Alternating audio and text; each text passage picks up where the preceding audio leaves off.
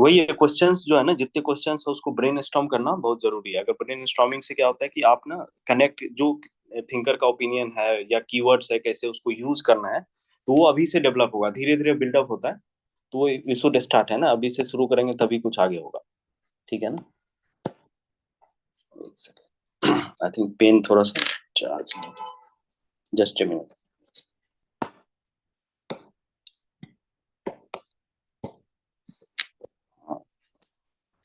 तो कल हम लोग जो क्लासिकल थिंकर्स की है उसके जो कॉमन कैरेक्टरिस्टिक है, तो what are the common characteristic of classical thinker? Anyone want to repeat it? Classical thinker के जो ओपिनियन थे, क्या चाह रहा था वो, किस तरह का ऑर्गेनाइजेशन चाह रहे थे वो लोग? या anyone can unmute and tell. Sir, हाँ हाँ please. his his focus was on efficiency. Okay, very The good. और classical thinkers, hmm, and they relegated human factor. Very good. Too much tools and technique oriented. हाँ, very good. चलो, very good है ना, good observation. Other others can also you know add points. आखिर sir मैं classical, हाँ हाँ, classical thinker आखिर ऐसा क्यों चाह रहा था? क्यों है ना, एफिशिएंसी, टूल्स, टेक्निक्स, प्रिंसिपल्स पे क्यों इतना एम्फेसाइज कर रहा था? बिकॉज इसे उस टाइम पे यही प्रॉब्लम थी सर, इंडस्ट्रियल रिवोल्यूशन हो रहा था और वहां पे एफिशिएंसी का इशू आ रहा था, सोल्डरिंग हो रही थी। हम्म, हाँ बिल्कुल, इन जो कॉन्टेक्स्ट है ना, कॉन्टेक्स्ट के हिसाब से काम हो रहे थे। सर मेन ऑब्जेक्टिव वाज कि उनको आउटपुट ज्यादा मिले। They were not concerned about the health और anything, but they only wanted the maximum output as a result yes, of product capitalism और मैक्सिमाइजेशन। हाँ हाँ please repeat.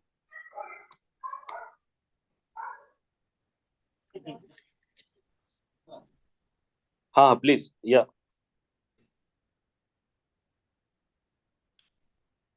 so they were concerned about output more than health or human factors. They were okay. about, it was about capitalism more and industrial revolution as it was going on.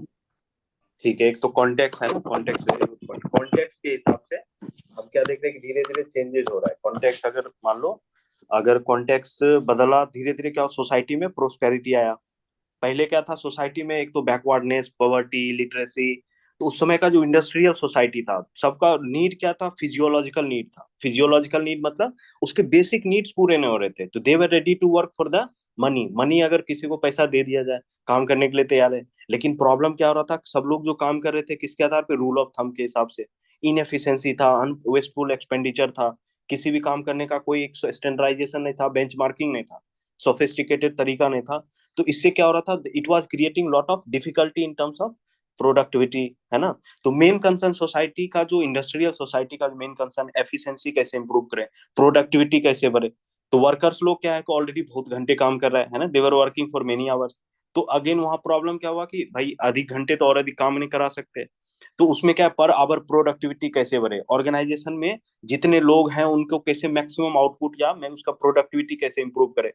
तो उसके लिए scientific movement जो चला, उसका जो fuel का idea था, तो they have develop certain principles, की ऐसे प्रिंसिपल्स जो यूनिवर्सली अप्लाई हो सके, है ना, across the across the globe, या कहीं भी किसी भी कॉन्टेक्स्ट में अप्लाई हो।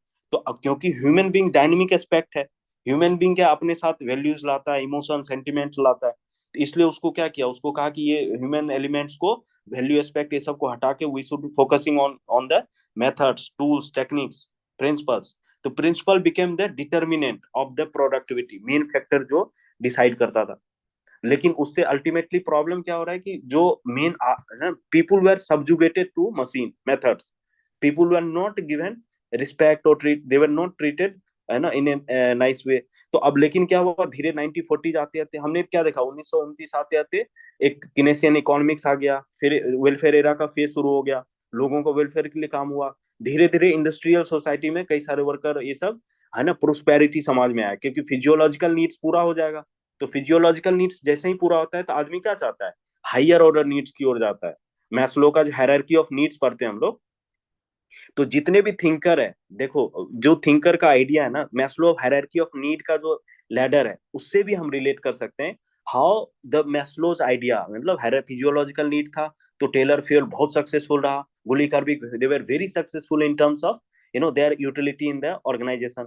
बट धीरे धीरे क्या हुआ, आदमी प्रोस्पेरिटी आ रहा है, लोगों में पैसा आ रहा है। मान लो एक जनरेशन है, सेकंड जनरेशन क्या है, उसके पास प्रोस्पेरिटी आ गया। पहले क्या साइकिल से आता था, अब उसके पास गाड़ी आ गया, है ना, या बाइक आ गया, गाड़ी आ रहा है ना, अच्छे घर में रह रहा है, अच्छे खाना पीना। अब वहां ऑफिस जा रहा है तो उसको एकदम मशीन की तरह, रोबोट की तरह ट्रीट करने लगा वो मैनेजर। उसको बोला गया है ना, you are just listen to what is being told, don't apply your mind. तो they it was very disrespectful, उसको कोई ब्रेक नहीं दे रहा है, उसको कोई इमोशन सेंटिमेंट का कोई इज्जत नहीं है। तो again that has created lot of resentment among the worker, कि भाई हम तो इस तरह काम नहीं करेंगे। There were lot of high turnover. तो बाद में जो अभी मेयो का हम लोग देखेंगे, तो उसमें देखेंगे कि जो वर्कर्स थे दे वर ज्वाइनिंग द ऑर्गेनाइजेशन, फिर उसको छोड़ के चले जाते थे। तो देयर वाज हाई टर्नओवर, मतलब वर्कर आ रहे थे, जा रहे थे, आ रहे थे, जा रहे थे। तो it has created lot of havoc in the industrial organisations. तो अभी उसकी प्रॉब्लम, इतने सारे प्रॉब्लम हो गए, उसका सॉल्यूशन क्या है? उसके लिए आज हम लोग जो सॉल्यूशंस देखेंगे, क्या सॉल्यूशंस सजेस्ट किया गया, है ना। तो इसलिए कॉन्टेक्स्ट को लिंक करना, कहानी को क्या क्या डेवलपमेंट हुआ, क्या है ना, किस प्रकार चीजें मूव करती है, उसको लिंक करना बहुत जरूरी है। तभी जाके है ना नैरेटिव बिल्ड भी होता है, और you connect the thinkers also. पता नहीं आज। Sir, is it okay if we connect different thinkers even in paper too? Or yes yes. even if the question is about Wilson and we put Weber or we compare him with someone, हाँ हाँ will it be okay if it's not specifically even mentioned in the question itself? हाँ, it is of course you have to connect, है ना। If you can bring out at least one और two thinker ना, that will be enough, that will be good also.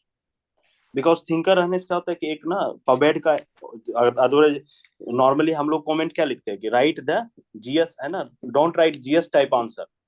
तो उसमें थोड़ा analysis जब करते हैं ना, उसमें हमको जो ओपिनियन आना चाहिए थोड़ा बहुत, है ना, थिंकर्स का अगर कोट कर सकते हैं, जैसे ऑर्गेनाइजेशनल एफिशिएंसी, प्रोडक्टिविटी या मोटिवेशन का है। और एक जो कल हमने जो क्लास किया, क्लास में ना, एक तो जितने भी थिंकर के कीवर्ड्स है वो पता होना चाहिए। दूसरा ये है कि जो टर्मिनोलॉजी, जैसे अथॉरिटी है, या अथॉरिटी पे किस थिंकर ने क्या बोला है, कोऑर्डिनेशन के बारे में कौन कौन थिंकर बात करता है। तो you should have the list of, because all these are terms which are going to be used in और paper 2 also.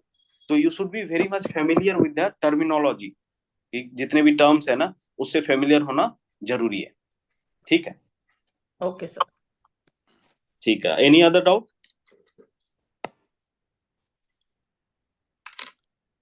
I think we can proceed No, now. Okay, I think there is some problem in the pen है, so आज pen तो काम करेगा नहीं, पता नहीं क्या होगा। ओके, है ना। तो will just scan through the PDFs, you can, है ना, थोड़ा फोकस करना पड़ेगा आज ज्यादा। ठीक है, थोड़ा पेन का इशू हो रहा है, there is, I am putting it again on the chart. तो हम लोग फोले का जो आइडिया था ना, फोले का आइडिया क्या होता है, एक ब्रिज थ्योरी है। Though she was only one of the female thinker of the point, at that point of time. और उसके जो आइडियाज थे, है ना, they were more related to futuristic, that means humanistic perspective लाया। सो ऑर्गेनाइजेशन को किस प्रकार से एक कंड्यूसिव जो सोशल सिस्टम की तरह उसने पहली बार देखा। तो उसके आइडिया को देखेंगे, how it was different from classical thinkers.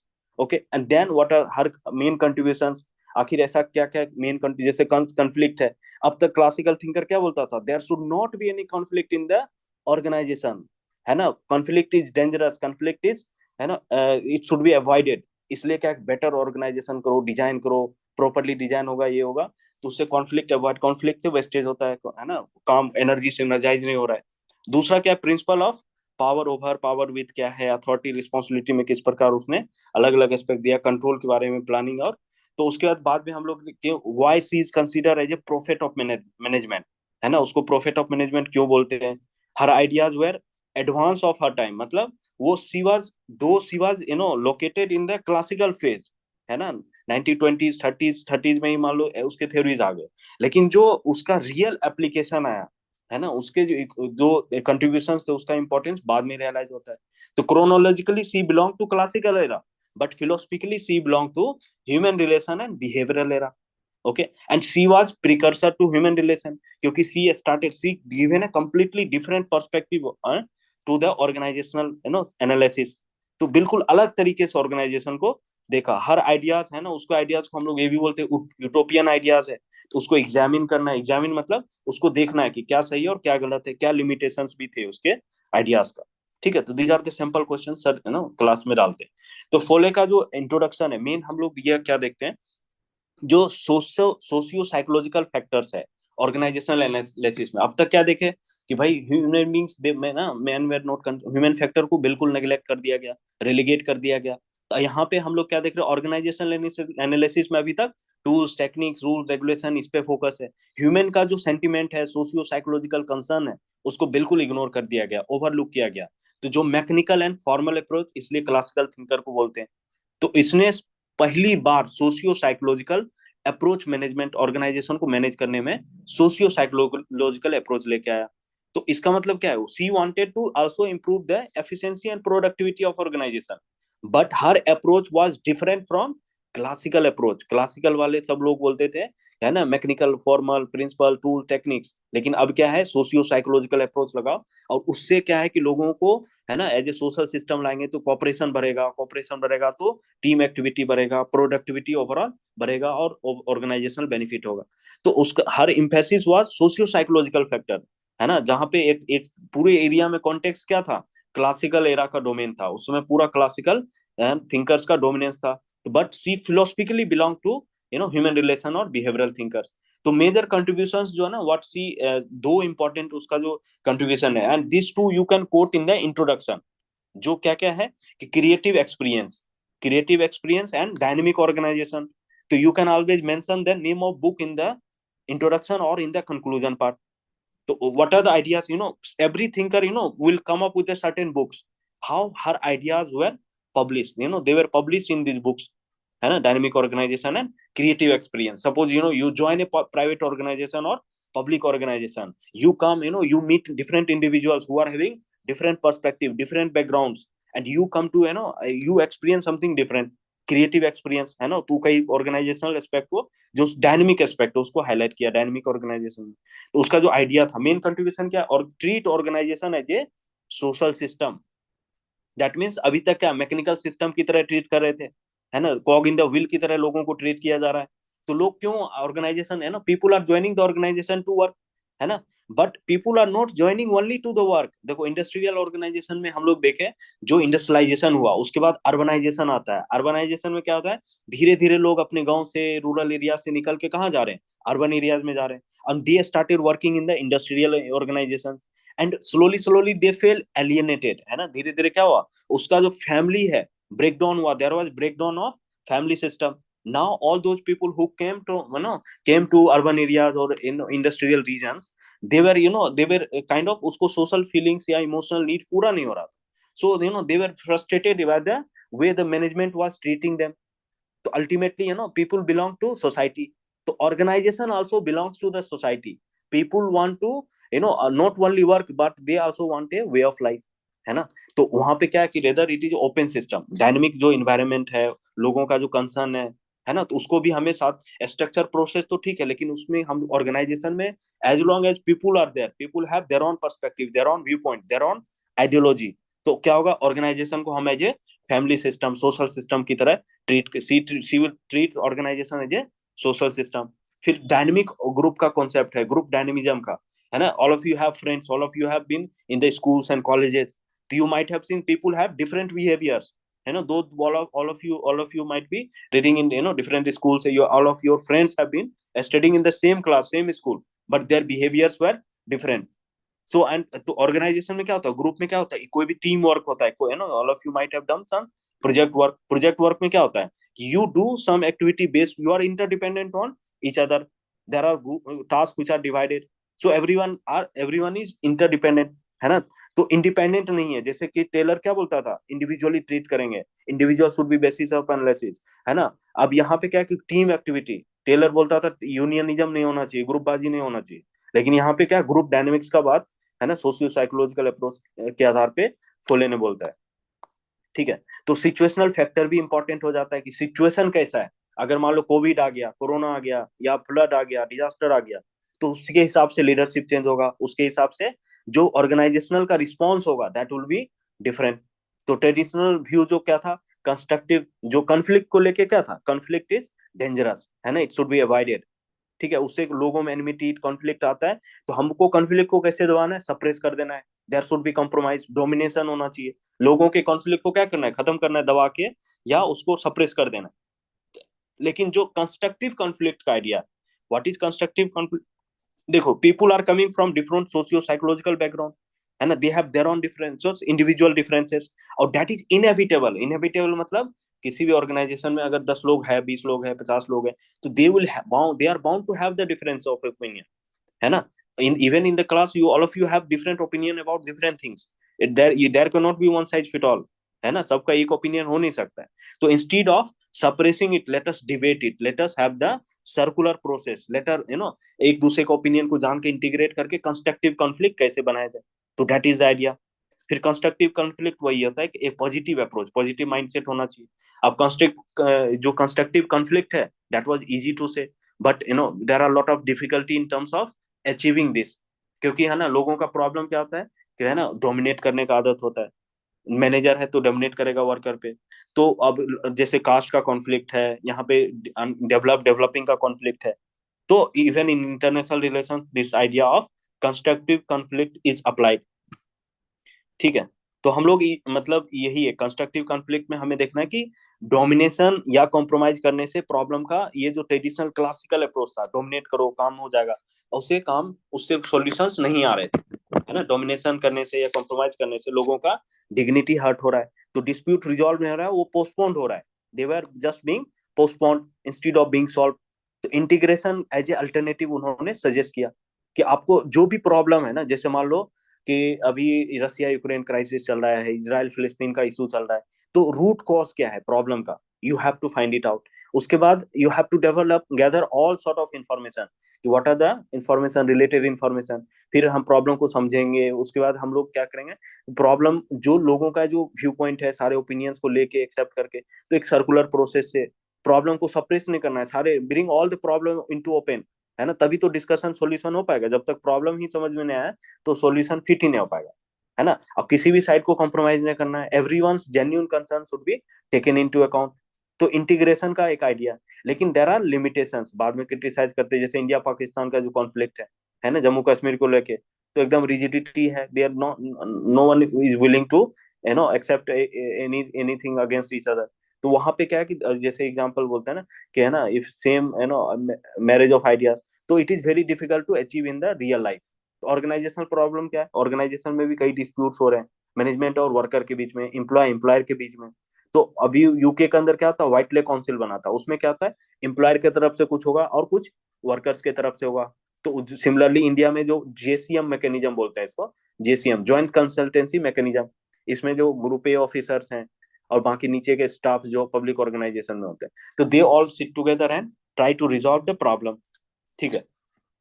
तो गवर्नमेंट लेवल पे हम लोग क्या देख रहे हैं, इंडियन जो फेडरल सिस्टम है, वहां पे इंटर स्टेट काउंसिल है, जीएसटी काउंसिल है, यहाँ पे भी एक प्लेटफॉर्म है।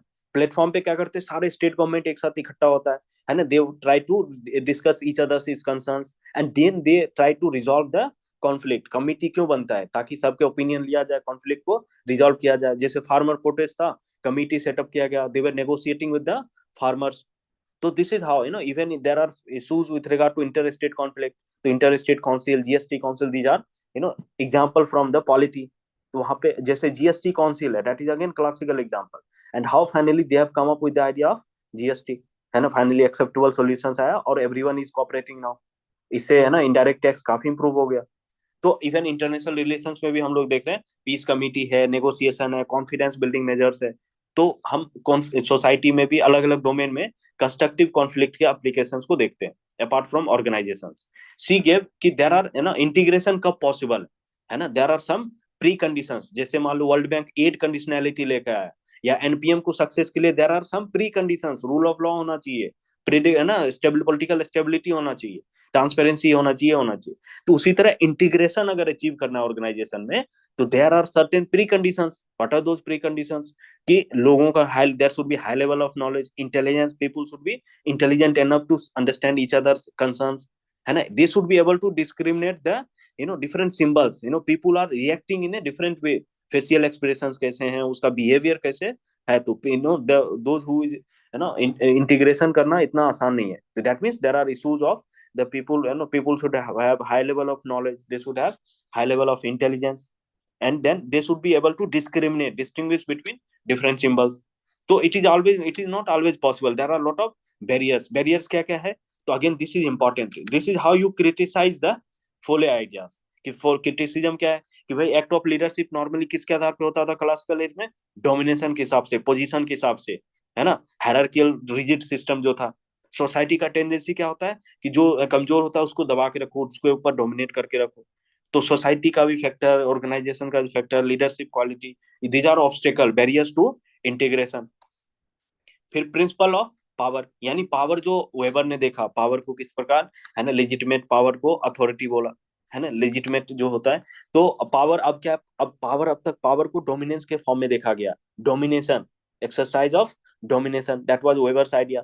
लेकिन यहाँ पे जो फोले ने, है ना, उसको अलग तरीके से देखा. दैट मीन्स पावर ओवर और पावर विद का कॉन्सेप्ट. ट्रेडिशनल तरीका क्या था, क्लासिकल थिंकर्स, ऑर्गेनाइजेशन में डायरेक्टिव स्टाइल ऑफ लीडरशिप होना चाहिए. लोगों के ऊपर क्या है, उसके, है ना, उसके ऊपर कंट्रोल करो, कमांड करो, उसको डायरेक्ट करो, उसको, है ना, उसके ऊपर एक स्ट्रिक्ट सुपरविजन होना चाहिए, तभी जाके ऑर्गेनाइजेशन में एफिशिएंसी एंड प्रोडक्टिविटी इंप्रूव होगा.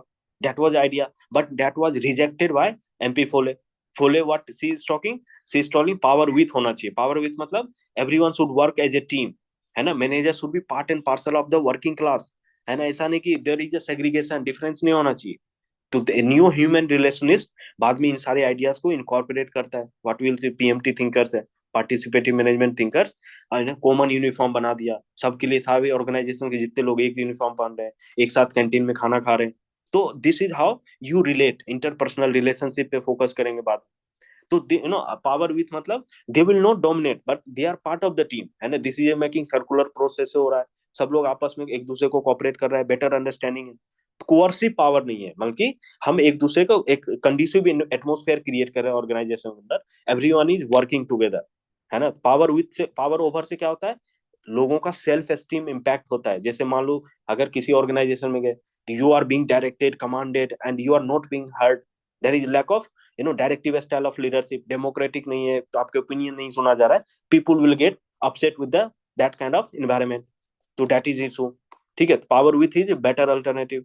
तो को डेवलप पावर की बात करता है इंस्टीड ऑफ कोअर्सिव पावर. फिर principle of authority, responsibility, control and order की बात. तो ट्रेडिशनल स्कूल में क्या देखा, अथॉरिटी किसके पास है, पोजीशन के पास है ना. In the hierarchy of organisation, जो हायर पोजीशन पे है they will have higher authority, जो लोअर पोजीशन पे लोअर अथॉरिटी है. तो वर्टिकल इन नेचर होता है, हायरार्कियल ऑर्गेनाइजेशन होता है. लेकिन यहाँ पे अथॉरिटी किसके, जॉब के साथ है, not the position. That means law of authority, law of situation की बात ये करेंगे फोले.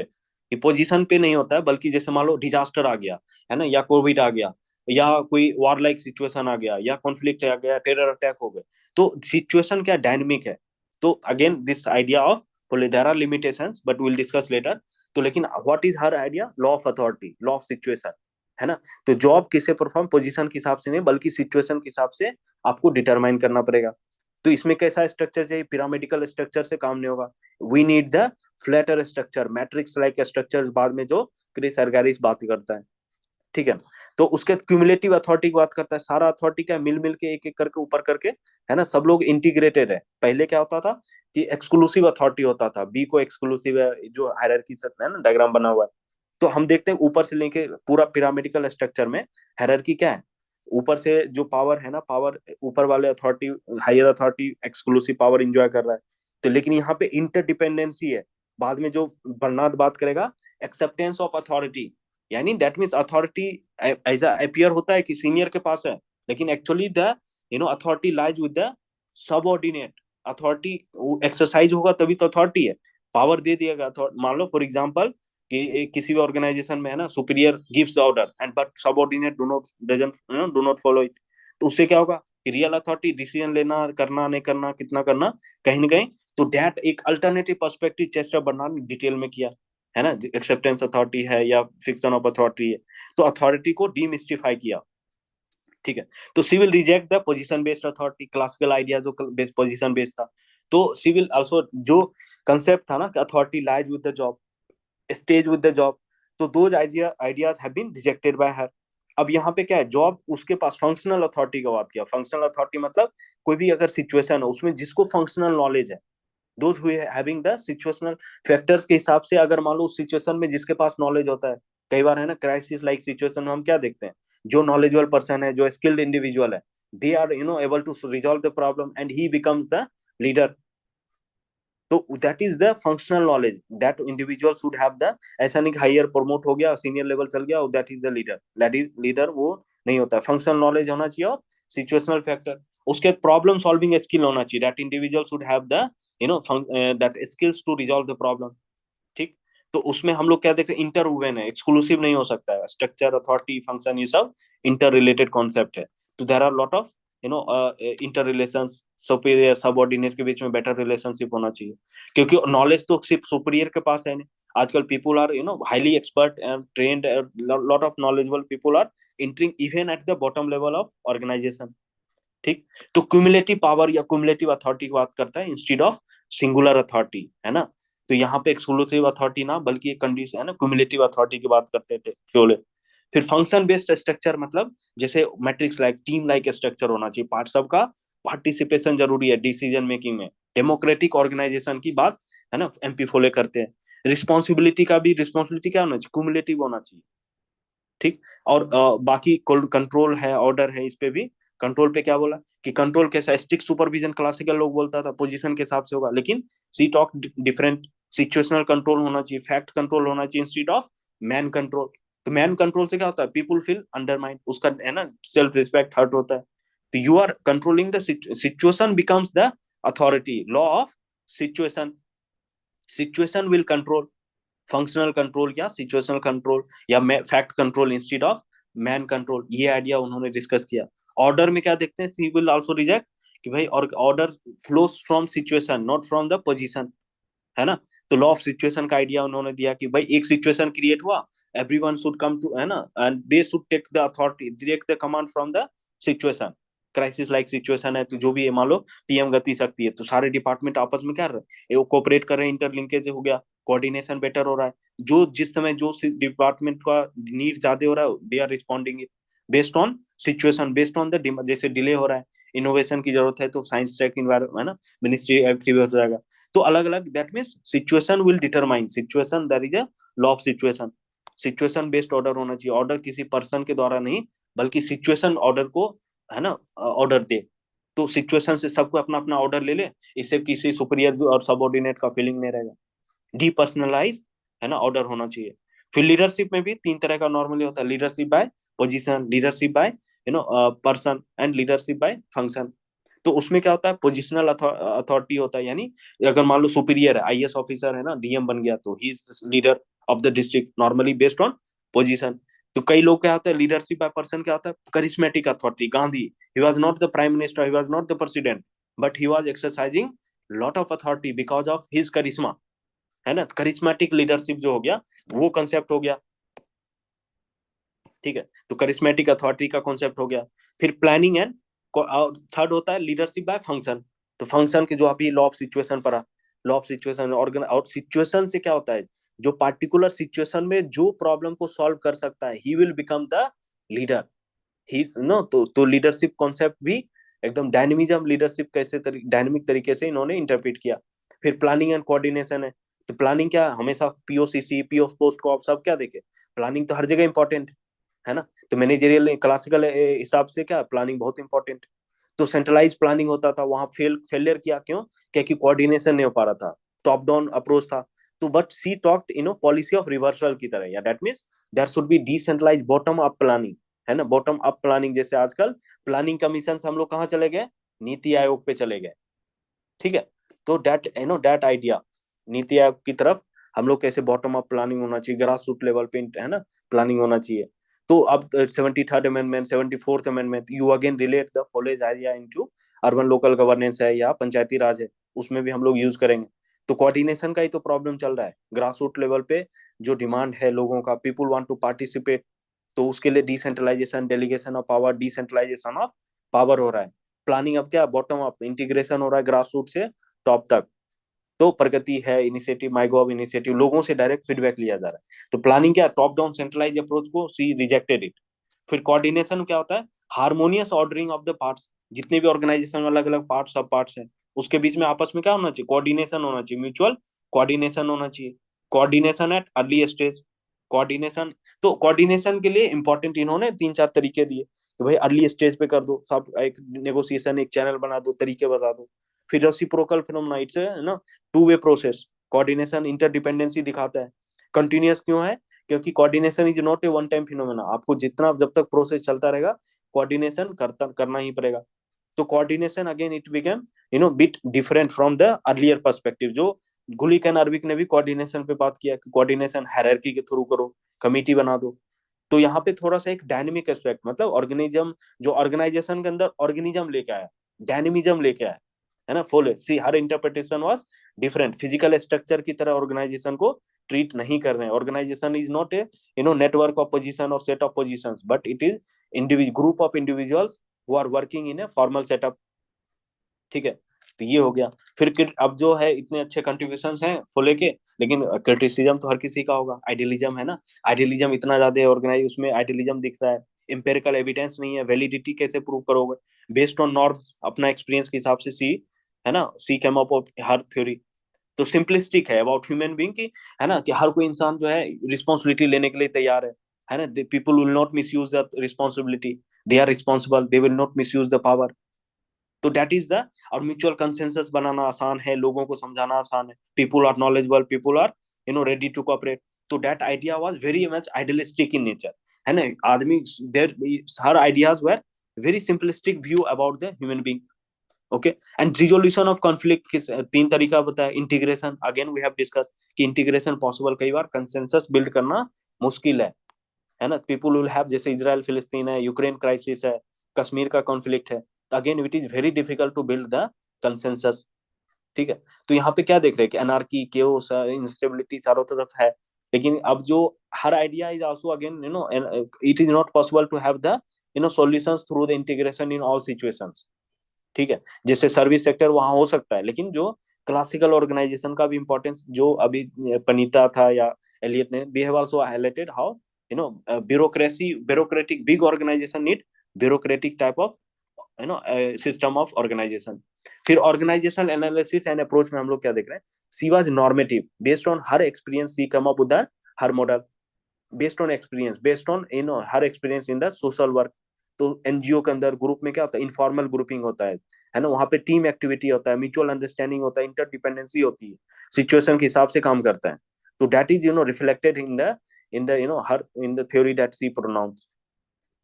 तो वीकनेस के बाद हम लोग रेलेवेंस भी देखते हैं कि रेलेवेंस क्या है, कि स्ट्रक्चरल कैरेक्टरिस्टिक हमने देखा, ठीक है। तो यहाँ पे हम लोग क्या देख रहे हैं कि she become the precursor of human relation behaviour thinkers, है ना, all the thinkers, Pawan sir क्या बोलते हैं, she is the only lady thinker and she has poison the mind of all other later thinkers. her influence was so much and only one women thinker, and but her influence was too much on the later all other later thinkers. So her ideas were very much futuristic in nature, and she brought a completely different perspective that was unknown to the class academicians at that point of time. तो her ideas have been further, just like Woodrow Wilson ने क्या किया, Woodrow Wilson के ideas को classical thinker ने, है ना, as it is दिल पे लेके और उसके हिसाब से काम किया।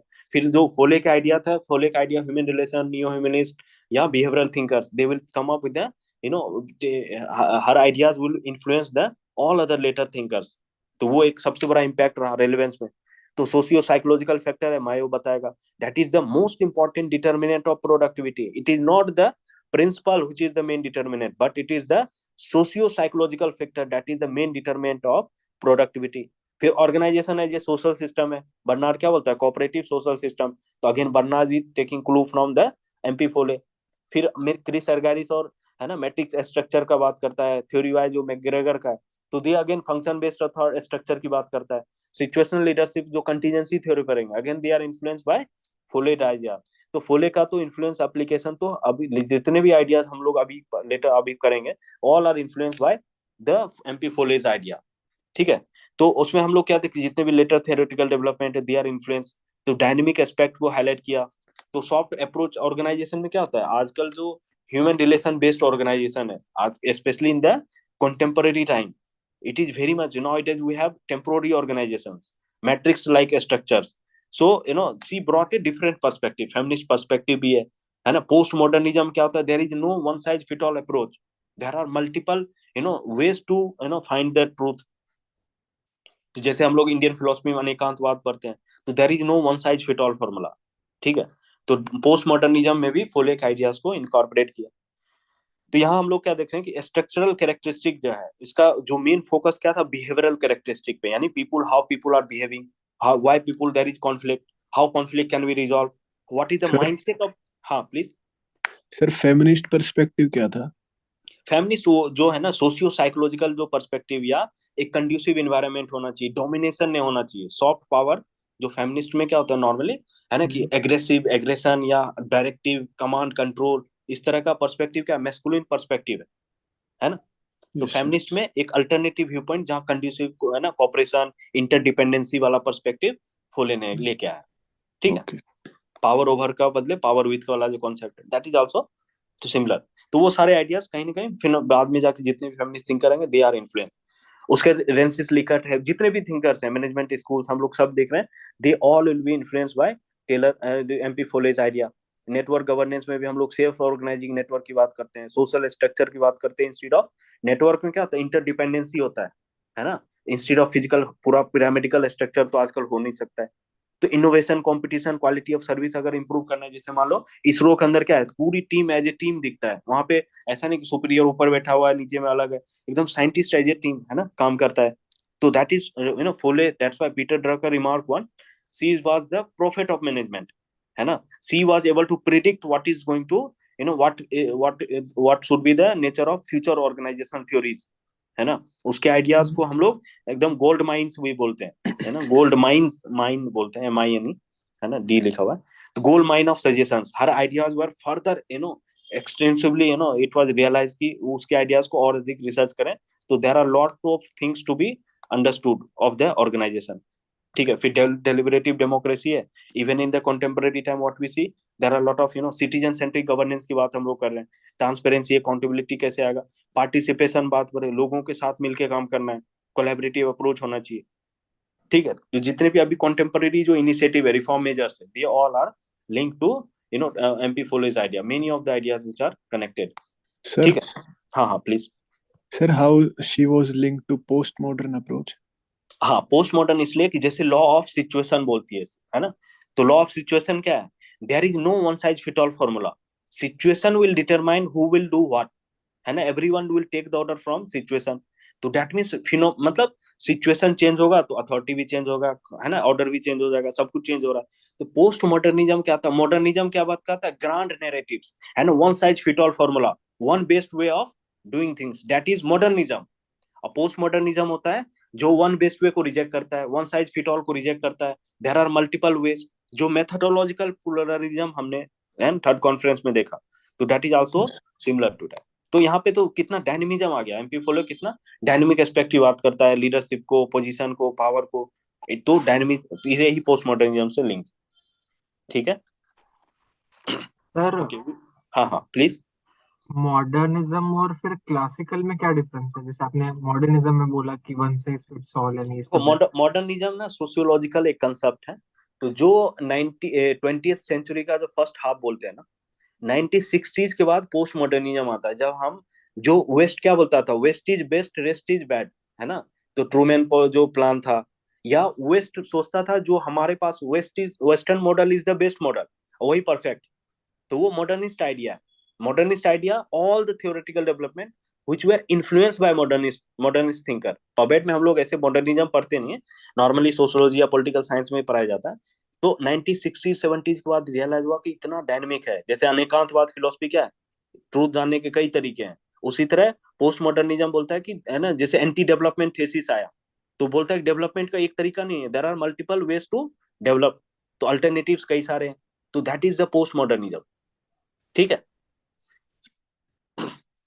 Any other doubt? चलो विल टेक 2 minutes ब्रेक, है ना, उसके बाद मिलते हैं।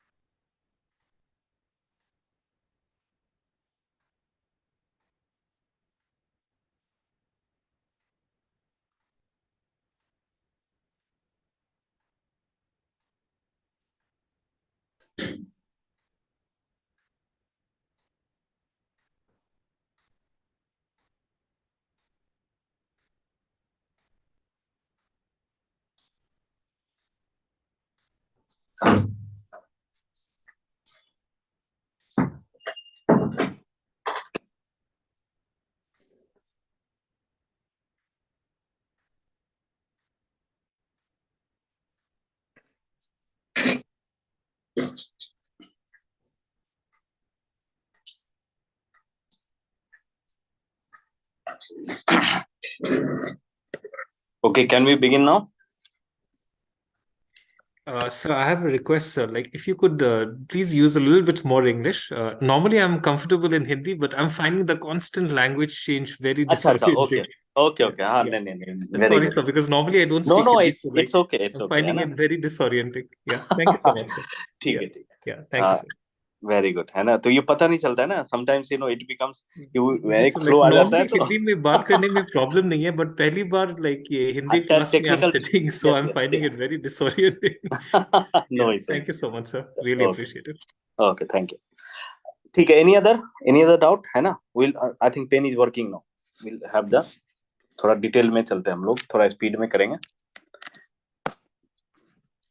देखो मायो का जो आइडिया है ना, अगेन अब ह्यूमन रिलेशन स्कूल्स है ना, ह्यूमन रिलेशन स्कूल्स जब हम बात करते हैं, है ना, तो ह्यूमन रिलेशन स्कूल्स में जब हम क्या देख रहे हैं कि ह्यूमन रिलेशन, नाम में क्या छिपा हुआ है, रिलेशनशिप के आधार पे सब कुछ होगा।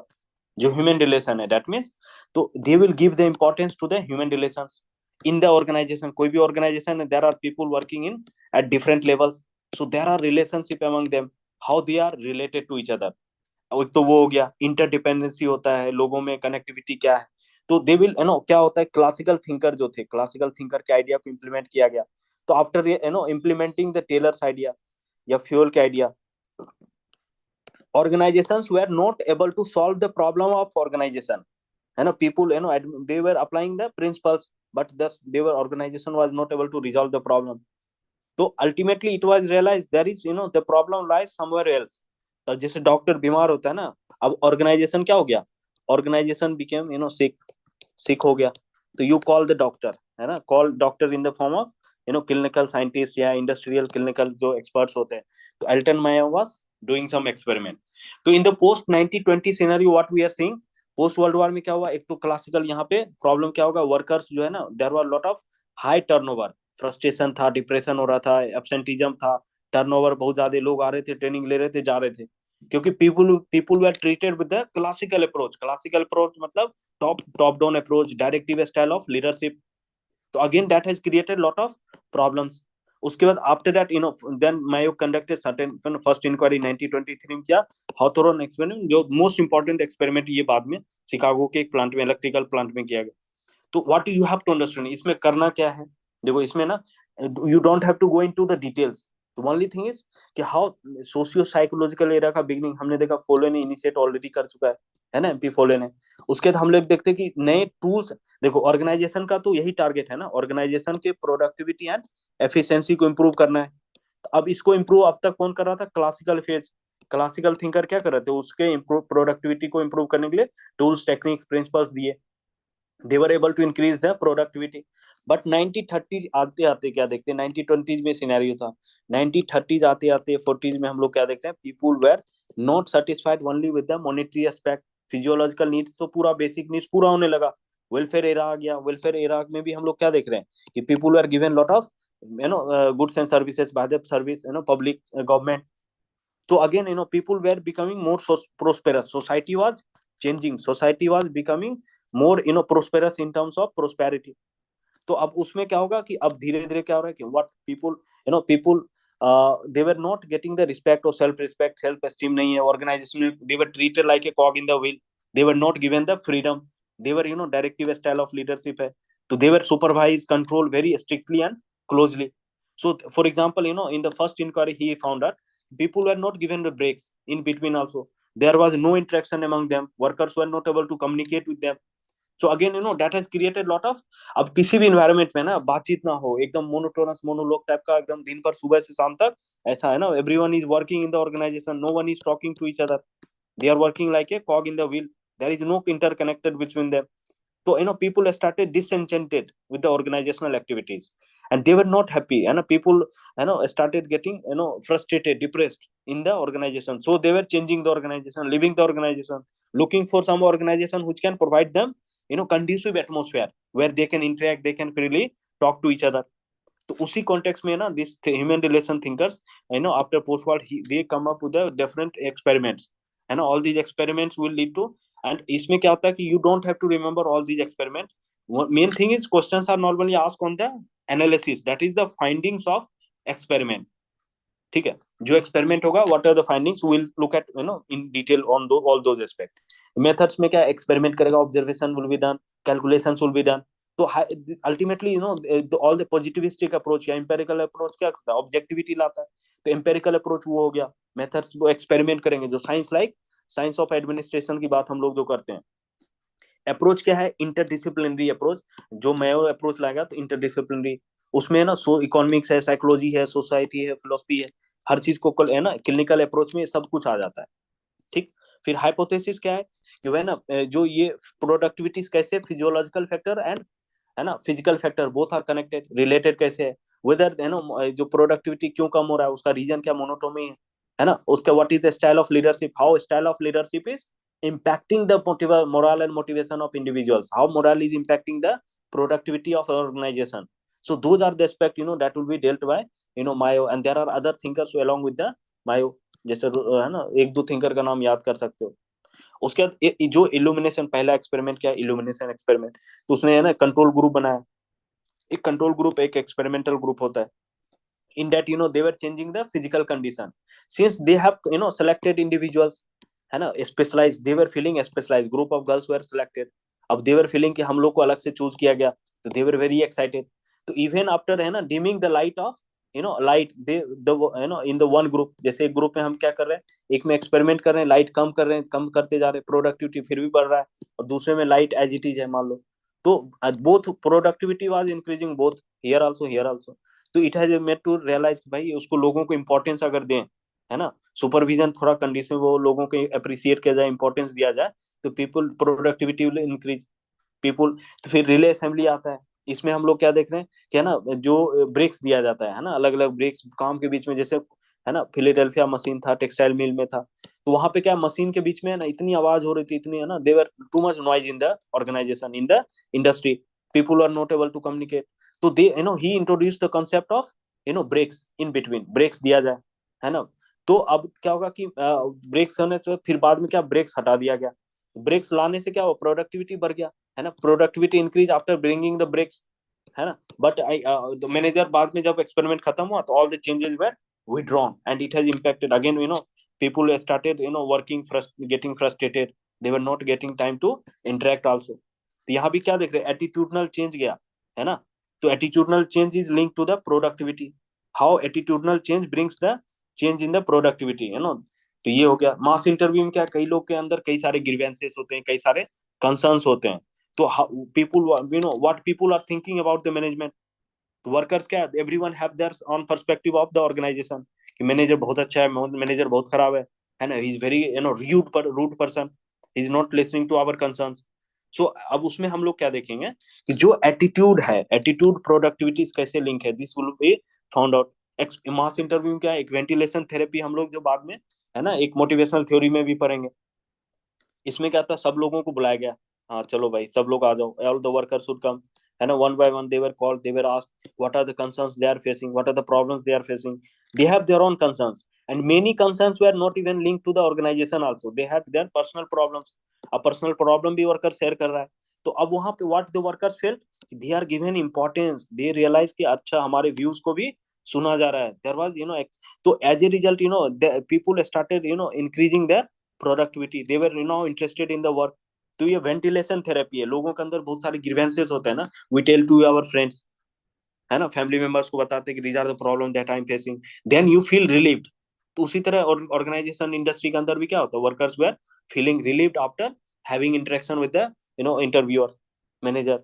तो उसके बाद फिर बैंक वायरिंग है यहाँ पे, एक ना ये कॉन्सेप्ट, ये this is most important finding कि रेट बूस्टर है। तो there was concept of informal group, informal group है, डेलिबरेट तरीके से क्या कर रहा है, they were restricting the outcome, है ना, that we have discuss soldiering का कॉन्सेप्ट टेलर में, जो हम लोग देखा कि एक नेचुरल सोल्डरिंग है और दूसरा सिस्टमेटिक सोल्डरिंग है। This is idea of systematic soldiering. Deliberate तरीके से क्या कर रहा है, लोग है ना, people are forming a informal groups and they will restrict कि इतना ही काम करना है, don't know every nobody should work more than that, ठीक है।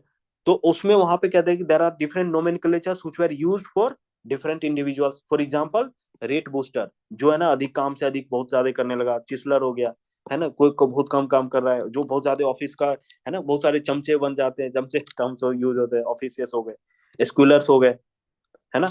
तो ये जो क्या होता है, अल्टीमेटली ऑर्गेनाइजेशन जो है फॉर्मल स्ट्रक्चर था, लेकिन उसके अंदर हम लोग क्या, what we found out, there are informal groupings among the members also, and that is the most important factor that determine the productivity of organization, ठीक है। तो यहाँ पे वही है इकोनॉमिक मैन का कॉन्सेप्ट भी, जो ये सब जो टेलर का टाइम एंड मोशन स्टडी है, वो all they were failing, they were not able to find the solutions. तो behaviour of workers was understood by the working of informal organisation. So again he highlighted, फिर informal organisation, Chester Barnard will be there, Simon, है ना, all those thinkers will further elaborate upon the informal organisation.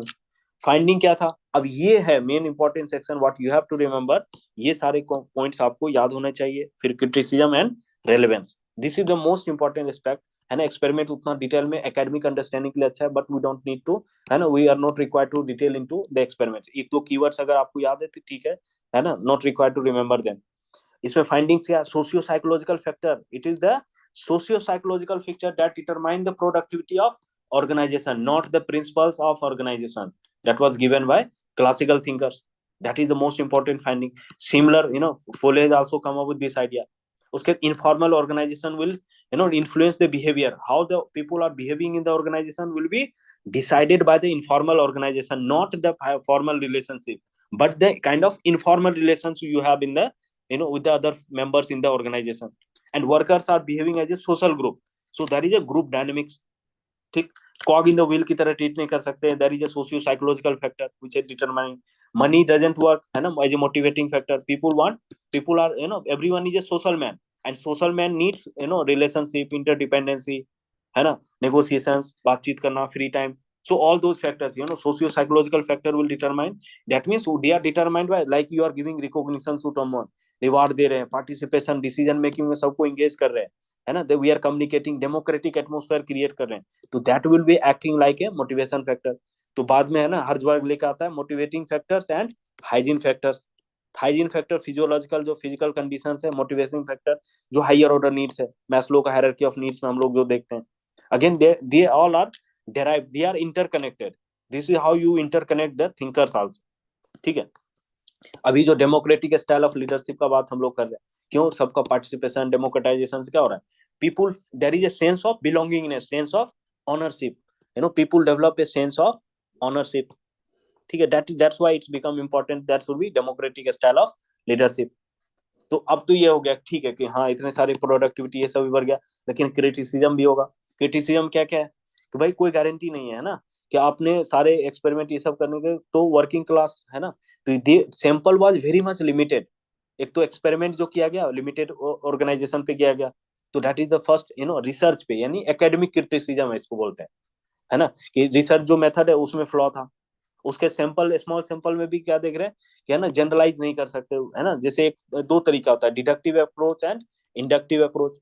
तो एक तो जैसे CPA क्या किया, जो रिक्स था, रिक्स ने क्या किया कि जनरलाइज एक है ना डिडक्टिव अप्रोच अडॉप्ट किया, और यहाँ पे इंडक्टिव एक छोटा सा एक्सपेरिमेंट करके उसको हम लोग जनरलाइज कर रहे हैं, स्मॉल सैंपल से सबको फैला रहे हैं। तो again that can not be empirically, वो एक्सपेरिमेंटल थोड़ा एक फ्लॉ है, ठीक है। उसके and then what are the, जैसे मान लो बिहेवियर ऑफ गर्ल्स, तो गर्ल्स वेर अवेयर, वहां पे एक बायसनेस आ जाता है, people are already aware of experiment, ठीक है।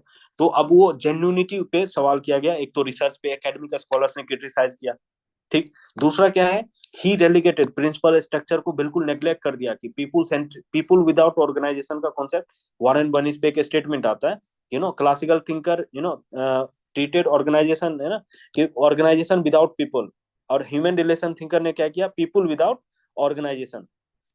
पीपुल विदाउट ऑर्गेनाइजेशन मतलब जो इनफॉर्मल ग्रुप पे ओवर एम्फेसिस कर दिया इन्होंने, है ना, informal group will decide everything, productivity भी इनफॉर्मल ग्रुप डिसाइड कर रहा है ना, तो मोटिवेशन भी इनफॉर्मल ग्रुपिंग से डिसाइड होगा, पीपुल विदाउट, है ना, ऑर्गेनाइजेशन। और क्लासिकल थिंकर क्या था, organisation without people, people were not subordinated to the organisation, to the principles, to the methods, ठीक है।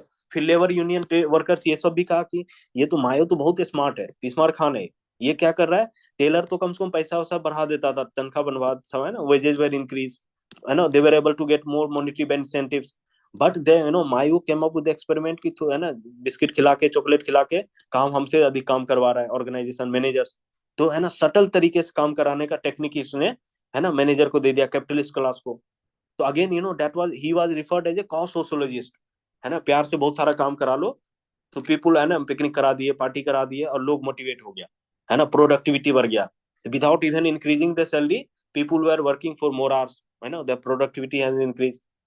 तो वो एक क्रिटिसिज्म हो गया। फिर दूसरा एक money as a motivation factor अभी भी तो है ना, you can not completely reject, even the Chester Barnard talk about up to certain limit money act as a motivator, but after certain limit it though it may not impact, ठीक है। तो बहुत scientific management and classical thinker को, है ना, एक, है ना, क्रिटिसाइज करते हैं, but can not be completely rejected, reject नहीं कर सकते। Physical condition of work is also important, tools and techniques are important.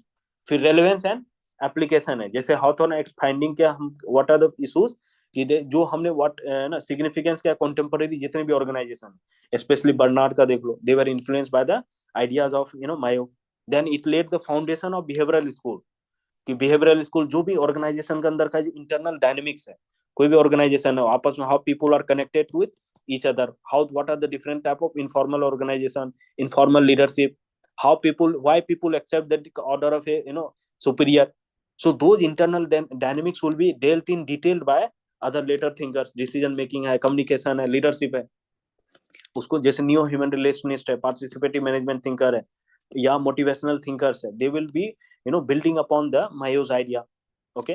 तो there are development human resource, आजकल जो ह्यूमन रिसोर्स डेवलपमेंट ये सब जो चल रहा है, human capital, people be are the most important factor, है ना, इसलिए टैलेंट हंट होता है, डेमोग्राफिक, है ना, डिविडेंड की बात हम लोग करते हैं, या जो flight of capital, flight of talent है, ब्रेन ड्रेन है, तो people are most important aspect of individual organisation in the contemporary time. तो पीपुल बेस्ड ऑर्गेनाइजेशन होना बहुत जरूरी है। जो पर्सनल एडमिनिस्ट्रेशन, उसमें भी हम लोग क्या देख रहे हैं, again all the aspect they are, what is the relationship between the employer and employee, that will determine the productivity, work culture कैसा है ना, तो वर्क वेदर कंड्यूसिव इन्वायरमेंट है, इनोवेशन के लिए है, क्रिएटिविटी के लिए है या नहीं है, परफॉर्मेंस अप्रेजल किस प्रकार हो रहा है, how training and recruitment is done, so all those factors they will influence the, तो all these factors are influenced by socio psychological factors, okay. तो हम लोग ह्यूमन रिलेशन ऑर्गेनाइजेशन थ्योरी हो गया, और प्रैक्टिस में भी अप्लाई करते हैं कि जब human being are treated as a capital, as a asset, as a resource, है ना, पर्सनल एडमिनिस्ट्रेशन में उसको यूज करते हैं। फिर बिहेवियरल, जो क्लासिकल जो ऑर्गेनाइजेशनल थ्योरी है, वहां पे बिहेवियरल या ऑर्गेनाइजेशन बिहेवियर या ऑर्गेनाइजेशन डेवलपमेंट की बात जब पीएमटी थिंकर्स क्रिस सरगारिस ये सब करता है, again those ideas will be used, okay. तो human relation thinkers is consider heralded a new era in the field of organisation theory, why it has given a alternative perspective to the classical thinkers, टेरेनियन practice का एक alternative, है ना, दिया, behavioural aspect, internal dynamics को highlight किया, organisation as a social system की बात करता है, ठीक है। तो यहाँ पे हम लोग क्या देख रहे हैं, धीरे धीरे एक बिल्डअप यहाँ से शुरू होगा। ह्यूमन रिलेशंस स्कूल जो है, एक अब पहले हम क्लासिकल से कंपेयर करेंगे, है ना, टेलर है, मायो को कंपैरिजन आता है। तो these are the questions which are asked कि साइंटिफिक मैनेजमेंट ह्यूमन रिलेशन में क्या सिमिलरिटी और क्या डिफरेंसेस है। कंपैरिजन में जब डिफरेंस देखेंगे तो यहाँ पे टेलर का जो क्लासिकल आइडिया है ना, उसके काउंटर को आपको लिखना है। तो again this is very very good table, you can also, है ना, इसके 4 5 3 4 point at least you should be able to remember. तो अब क्या एक फैक्टर है, मोटिवेट क्या कर रहा है, इकोनॉमिक मैन, और इधर सोशल मैन का कॉन्सेप्ट, कीवर्ड्स हैं। देन फॉर्मल रिजिड स्ट्रक्चर है इधर, सो इनफॉर्मल ऑर्गेनाइजेशन इधर फॉर्मल की बात कर रहा है। ह्यूमन इज फैक्टर, है ना, वन कॉग इन द व्हील की तरह ट्रीट कर रहे हैं यहाँ पे। Human is the most important factor, ठीक है। वर्कर शुड नॉट, यहाँ इनिशिएटिव को प्रमोट नहीं करता, इधर initiative is promoted. Here what rebel hypothesis क्या होता है ना, और इंडिविजुअल मतलब पीपुल आर हर्ट, जैसे मतलब लोग क्या है, people don't apply their mind, okay. तो यहाँ पे है ना, people were not given any respect, और कॉग इन द व्हील की तरह उसको ट्रीट कर रहे हैं, ठीक। उसके बाद यहाँ पे हम लोग सोशल ग्रुप्स की बात करते हैं, यहाँ पे इंडिविजुअल की बात कर रहा था। तो इंडिविजुअलिस्टिक नहीं होता ये, ग्रुप में people want to work in a group, that's why they have informal group, informal organisations. Physical factor productivity से रिलेटेड है, इसका मानना है। यहाँ पे क्या है, फिजिकल फैक्टर इज नॉट, है ना, related to productivity, it is the socio psychological factor that will determine, ठीक। तो फिर piece rate system, time and motion से नहीं, सोल्डरिंग प्रैक्टिस दूर करना है। तो you have to process, it is the human process of work, not the physical process of work. Again this table is very important. Similarity वही है, Taylor के साथ जब करते हैं तो ये भी डिस्क्रिप्टिव है, एक्सपेरिमेंट ये भी किया, ऑब्जर्वेशन कैलकुलेट करके, दोनों क्या कर रहा है, ऑब्जेक्टिविटी फाइंडिंग्स के आधार पे डिसाइड कर रहा है क्या थ्योरी होना चाहिए, क्या ऑर्गेनाइजेशन को, है ना, इंप्रूव करने के लिए, प्रोडक्टिविटी बढ़ाने के लिए क्या तरीका। तो उसका अप्रोच सिमिलर था, एक्सपेरिमेंटल या। तो उसने दोनों का काम, दोनों तो है ना, everyone is looking for problems of the industrial organisation, efficiency productivity दोनों का टारगेट था, है ना। तो two sides of the same कई बार, है ना, बोला जाता है। सिमिलैरिटी यही है, अप्रोच में सिमिलैरिटी है, ऑब्जेक्टिव में देखो, अप्रोच में सिमिलैरिटी हो गया, ऑब्जेक्टिव में सिमिलैरिटी हो गया, है ना। तो ऑब्जेक्टिव वही है, अप्रोच और अप्रोच भी यही है, दोनों का ऑब्जेक्टिव है ना, प्रॉब्लम्स क्या है, लो प्रोडक्टिविटी का, उसको सॉल्व करना है। तो that is how you connect the human relation and classical thinkers. तो अब क्लासिकल थिंकर और ह्यूमन रिलेशन इन जनरल जो कंपैरिजन होता है, एक तो साइंटिफिक मैनेजमेंट टेलर के साथ कर लिया, क्लासिकल थिंकर और ह्यूमन रिलेशन का क्या है, यहाँ क्या बोलता है, principle are the most important determinant, जबकि ह्यूमन रिलेशन क्या बोलता है, it is the socio psychological factor, ठीक है। तो सोशियो साइकोलॉजिकल फैक्टर है, all of you are working in a organisation, है ना, you have their own mindset, you want self respect, you want to be treated well in the organisation, that will determine the your productivity. कितना भी पैसा दे दे, लेकिन है ना, गाली दे के बात करे, इंसल्ट करे, लेकिन you will feel insulted, you will not be willing to work in that organisation, ठीक है। यहाँ पे फॉर्मल स्ट्रक्चर मैकेनिकल अप्रोच है, इधर सोशियो साइकोलॉजिकल इनफॉर्मल ऑर्गेनाइजेशन है, यहाँ पे फॉर्मल ऑर्गेनाइजेशन है।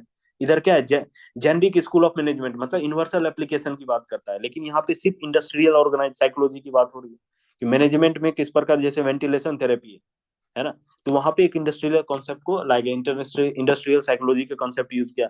यहाँ पे मैनेजमेंट चाहे रिलीजियस ऑर्गेनाइजेशन है, कास्ट ऑर्गेनाइजेशन है, हर जगह वो अप्लाई होगा।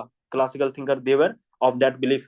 इकोनॉमिक मैन को रिप्लेस कर दिया सोशल मैन से, डायरेक्टिव स्टाइल से डेमोक्रेटिक स्टाइल, एंड देन यहाँ पे मैनेजरियल प्रोसेस पे है, जबकि यहाँ पे ह्यूमन अप्रोच के साथ होना चाहिए, उस पे फोकस है। सिमिलैरिटी वही है कि यहाँ जैसे सिमिलैरिटी में इसमें भी ह्यूमन एलिमेंट था ना, लोगों की इनिशिएटिव, है ना, लेने का अधिकार होना चाहिए, there should be equality, there should be spirit de गॉड, and here also similar idea, है ना, ऑर्गेनाइजेशन, जैसे मान लो क्लासिकल पीपल ट्री, है ना, made the organisation without people, यानी irrespective of the individuals, organisation will determine the rules regulation.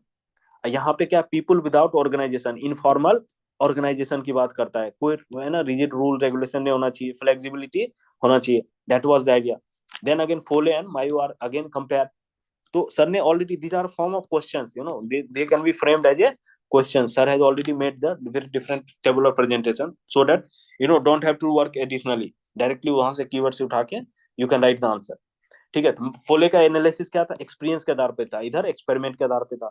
यहाँ पे पावर, अथॉरिटी, कंट्रोल, ऑर्डर, इस पे फोकस हो रहा है, लेकिन यहाँ पे क्या है, प्रोडक्टिविटी पे सिर्फ फोकस है। What are the socio psychological factor, दोनों they are both are focusing on the socio psychological perspective, लेकिन एनालिसिस क्या, सब्जेक्ट मैटर क्या है, थोड़ा थोड़ा डिफरेंस। यहाँ पे सिर्फ प्रोडक्टिविटी की बात हो रही है उसका, यहाँ पे इन जनरल एक ऑर्गेनाइजेशन को power, authority, control, order, everything was analysed by, and socio-psychological analysis lacked empirical evidence.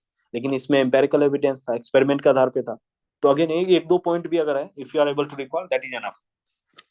फिर सोशियो साइकोलॉजिकल पर्सपेक्टिव है ना, डिस्पाइट द, है ना, सेम अप्रोच क्या था, पर्सपेक्टिव दोनों का सेम था, सोशियो साइकोलॉजिकल, लेकिन जो they differed in terms of organisational analysis, है ना। Follett is consider as early stage, मतलब she was the kind of initiator, originator of human relationship idea, ठीक है। Why Follett is consider as a, consider as classical thinker, क्योंकि उसका जो एक तो chronologically she belong to classical era, और उसका फोकस क्या था, अथॉरिटी, पावर, कंट्रोल, उस पे एनालिसिस किया उन्होंने। And then her principles were, she also consider that her principles are universal in nature, her approach was normative based on experience, not empirical. Okay, and then that's why they are, she is also referred as a classical. Chronology के भी belong कर रहा है, उसके subject matter भी होता है, approach भी, है ना, नॉर्मेटिव है। तो दैट्स व्हाई वी कैन, एक पॉइंट आता है, आर्गुमेंट आता है, how she is classical in approach, ठीक है। But she is actually the bridge between the classical and human relation theory. Transition phase दिखाता है क्लासिकल में, एक तरफ पूरी तरह, है ना, ऑर्गेनाइजेशन विदाउट पीपल, और दूसरी तरफ पीपल विदाउट ऑर्गेनाइजेशन, है ना। तो इसलिए पावर, अथॉरिटी, और, है ना, तो ह्यूमन सोशियो साइकोलॉजिकल एस्पेक्ट को कैसे फुले ने हाईलाइट किया। तो कंपैरिजन में इस प्रकार से question, you get the question like that. Okay, या एनीथिंग टू आस्क?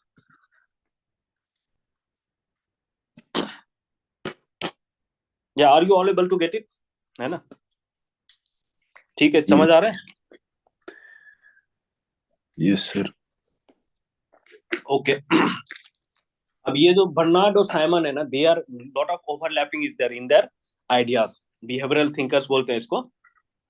ओके, तो वी एनालाइज द, एवरीवन, इसका कंट्रीब्यूशंस, जो मेजर कीवर्ड्स है यहाँ पे दिया हुआ है ना, contributions, the most important aspect, Barnard और साइमन, ये दोनों क्वेश्चंस आते हैं, डायरेक्टली क्वेश्चंस आते हैं कि वो, है ना, in the book function of executive he elaborated on different aspect of organisation, formal organisation, informal, दोनों को क्या कर रहा है, इंटीग्रेट कर दिया। कि क्लासिकल थिंकर फॉर्मल की बात कर रहा है, and human relation they are talking of informal organisation. Barnard will integrate it. Communication के लिए भी, है ना, ही गेव 7 प्रिंसिपल्स कि how communication should be done, how there should be smooth flow of, information, how people will accept the order when there is clear communication. फिर acceptance of authority, authority doesn't lie with the superior, but it is the subordinate that will decide whether, your order will be implemented or not. So that order is, how the order should be given so that it is accepted by the subordinate. And there is a, and everyone, suppose you are working in an organization, you are contributing something, and you are also deriving, one individual is working, in the organization. Okay, so he is working for the organization, and organization is, giving some benefits. So whether the individual is satisfied with the rewards that he is getting, that means he will contribute, rewards he will get. So there should be a equilibrium between the contribution the individual is doing and satisfaction that they are deriving. फिर strategic decision making होना चाहिए, फिर criticism and relevance देखेंगे। तो Barnard is, first full blown, behavioural thinker बोलते हैं। तो हम ऑर्गेनाइजेशन है जो whole, individual, sum of whole individual is, sum of parts is greater than, है ना, some whole is greater than sum of its part, that is the gestalt psychology। तो कई होता है ना, इंडिविजुअली काम कर रहा है, लेकिन डॉक्ट्रिन ऑफ होल, यानी जो इंडिविजुअली है, इट अपियर्स कि individually is contributing, but you are fulfilling the organisational objective, है ना, तो everyone is contributing in their own way. तो cooperative social system perspective, he brings the cooperative social system perspective, everyone is working in an organization, that means they should cooperate, it is a social organization, it is, everyone is, people are influenced by the behavior of, individuals or manager, supervisor in the organization। he is considered as a spiritual father, ठीक है। उसके बाद हम लोग यहाँ पे जो function of authority जो किताब लेगा, that is, landmark development in the field of public administration. Again we see the paradigm, जो चैलेंजेस है ना, थिंकर उनकर को, जो क्लासिकल आइडियाज था, they were challenge by the, Barnard and Simon, ठीक। तो again he will write, 2 books where he will talk about all his theories, है ना, what are the theoretical premise, क्या है कि organisation is a cooperative social system and there is continuous coordination, है ना, it is a coordinated activity. Organisation is not a fix entity, dynamic view of organisation लेके आता है। 3 element होगा। अब मान लो कोई भी, है ना, कोई भी एक्टिविटी है ना, all of you form a group, तो there must be a common purpose. Government of India का भी कॉमन पर्पस है ना। उसी तरह सिस्टम ऑफ कम्युनिकेशन, आपस में क्या होना चाहिए, कम्युनिकेशन होना चाहिए, and there should be, people should be willing to cooperate, they should be willing to contribute. So organization has certain limitation, physical limitation है, there are certain resource limitation, there are social limitation and biological cognitive level पे भी limitations है. तो organization will be restricted by these limitations. Okay तो physical क्या होता है, जैसे रॉ मटेरियल है, कम है, टूल्स टेक्निक्स का लिमिटेशन है.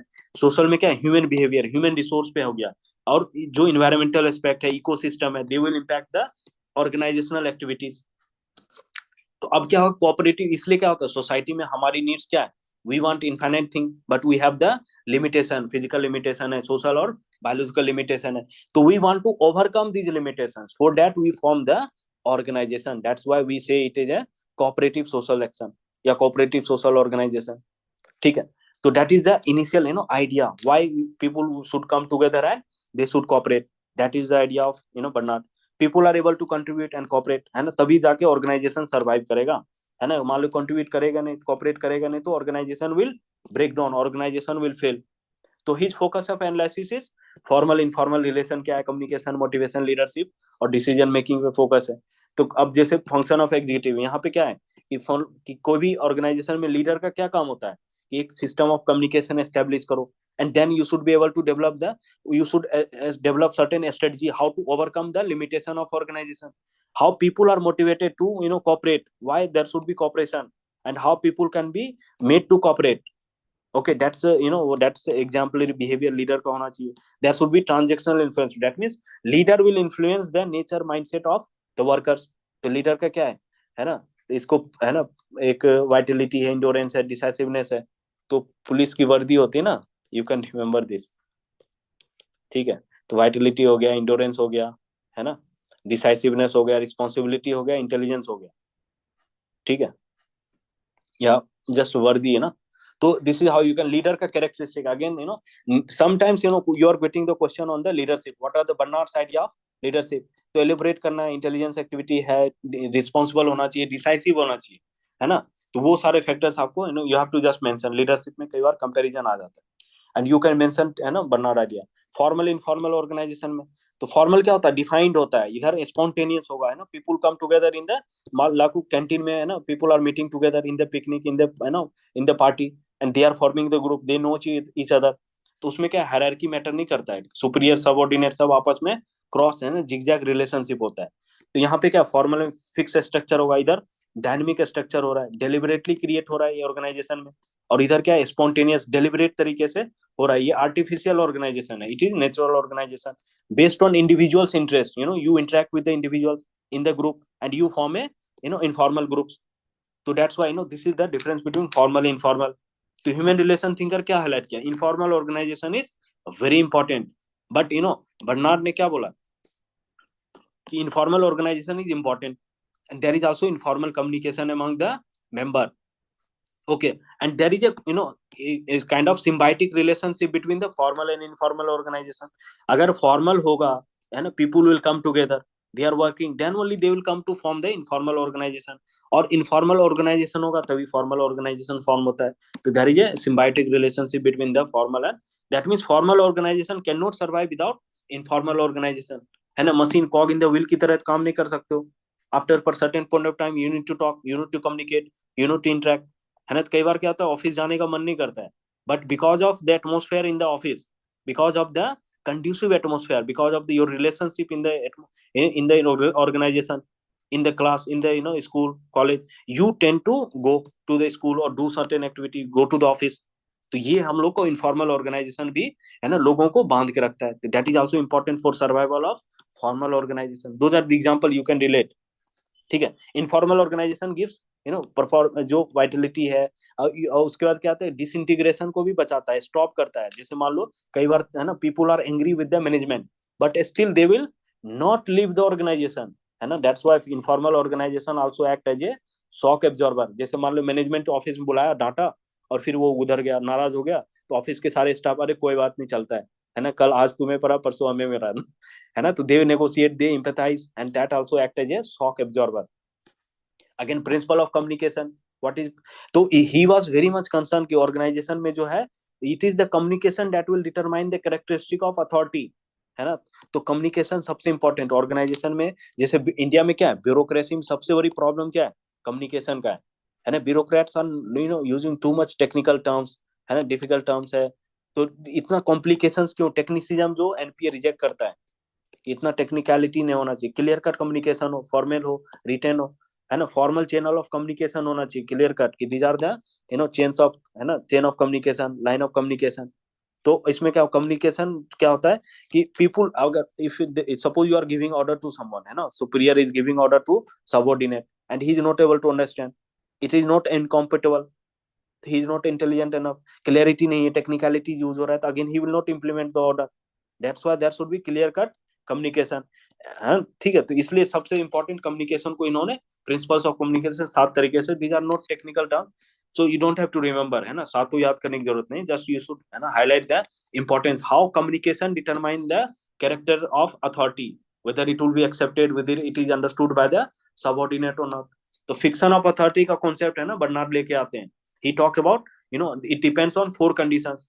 इंटेलिजेंट होना चाहिए, मतलब पीपल शुड अंडरस्टैंड कि व्हाट इज द ऑर्डर, है ना। कंसिस्टेंसी मतलब ऑर्गेनाइजेशनल गोल से, suppose organization is made for some goal but you are giving order which is not in line with the organization goal, then people will not accept your order, authority will not be exercise. Compatibility मतलब individual interest, ऐसा नहीं कि, है ना, किसी के personal interest के खिलाफ अगर कोई ऑर्डर दोगे, that is not compatible, again that will not be accepted. Feasible होना चाहिए, प्रैक्टिकल होना चाहिए, okay, then only order will be implemented, yani acceptance by the follower will depend on these 4 conditions। so again this is one of the most important contribution of Bernard।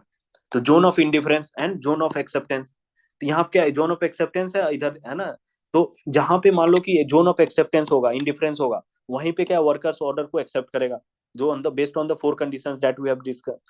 तो zone of rejection है ना, उसमें भी अगर 4 conditions fulfil नहीं हो रहा है, तो again that will fall in the zone of rejection, they will not accept the order, okay, and that वही है कि सिमिलैरिटी आपको कि फॉलो करने के लिए आपको जो अथॉरिटी होता है, authority is not very objective.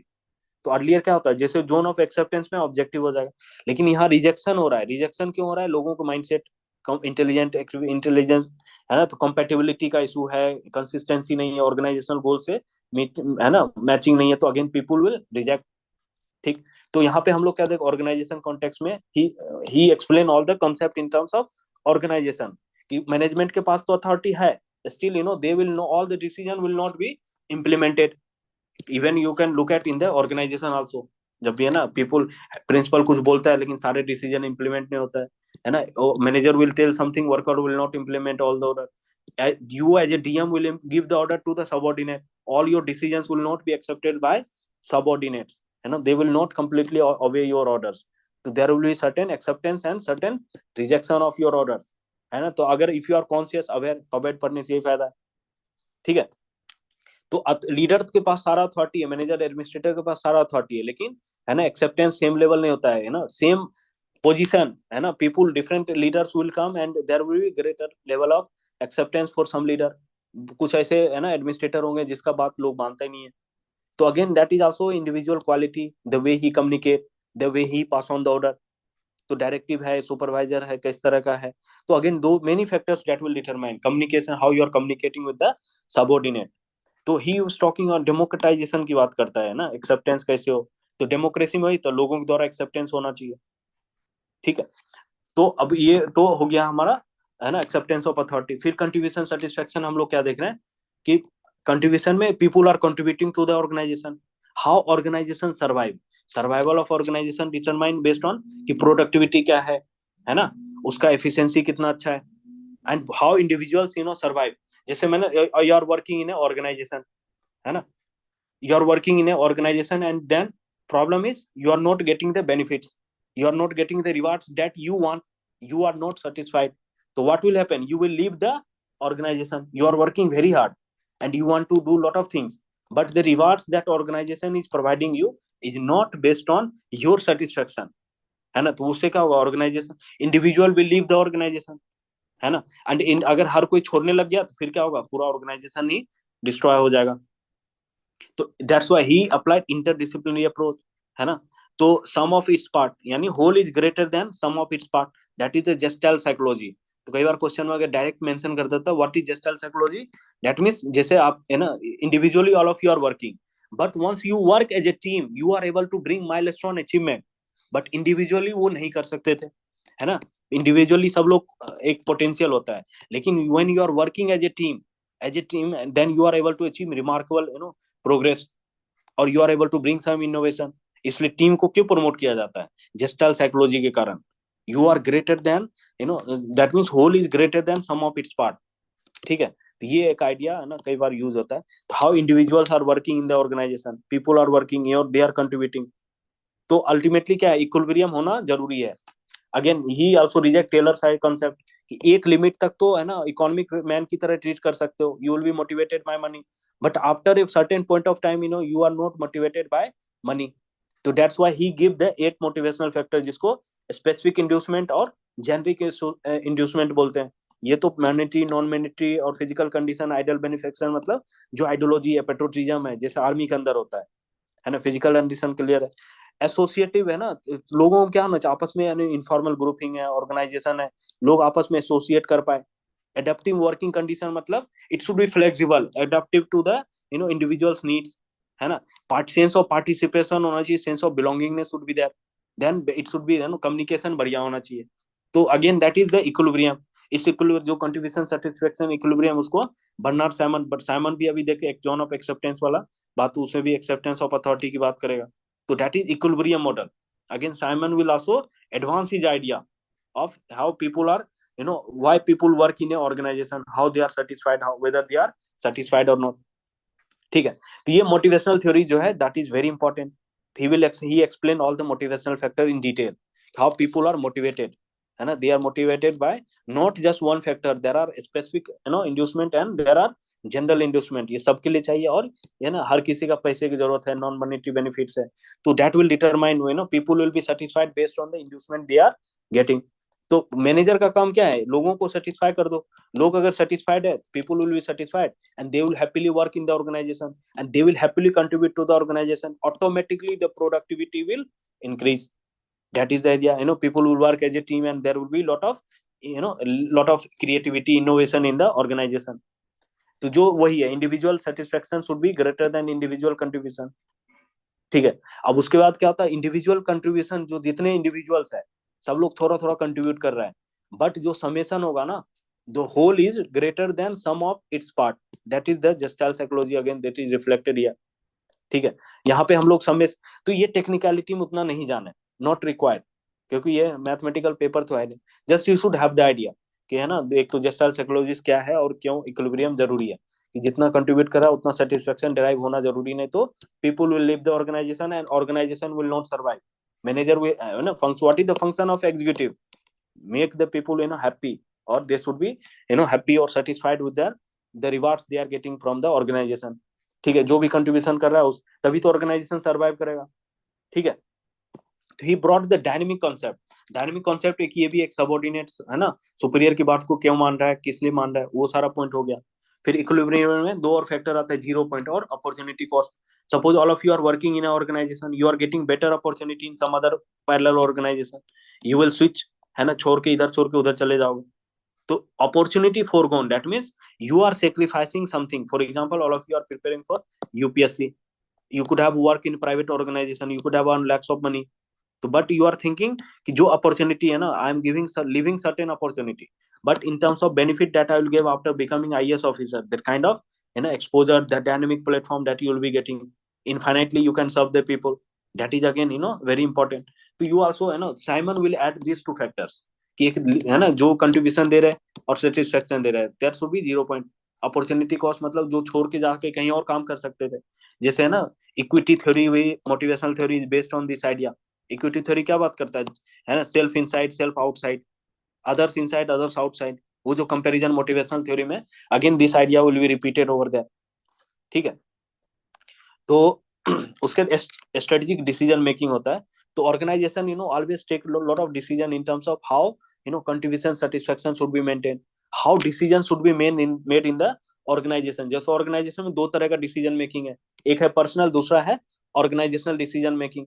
तो everyone is making certain decision whether to follow the order और नॉट, ऑर्गेनाइजेशन में क्या है कि मैनेजमेंट डिसीजन लेता है what kind of activities should be there, how the things should be communicated to the people.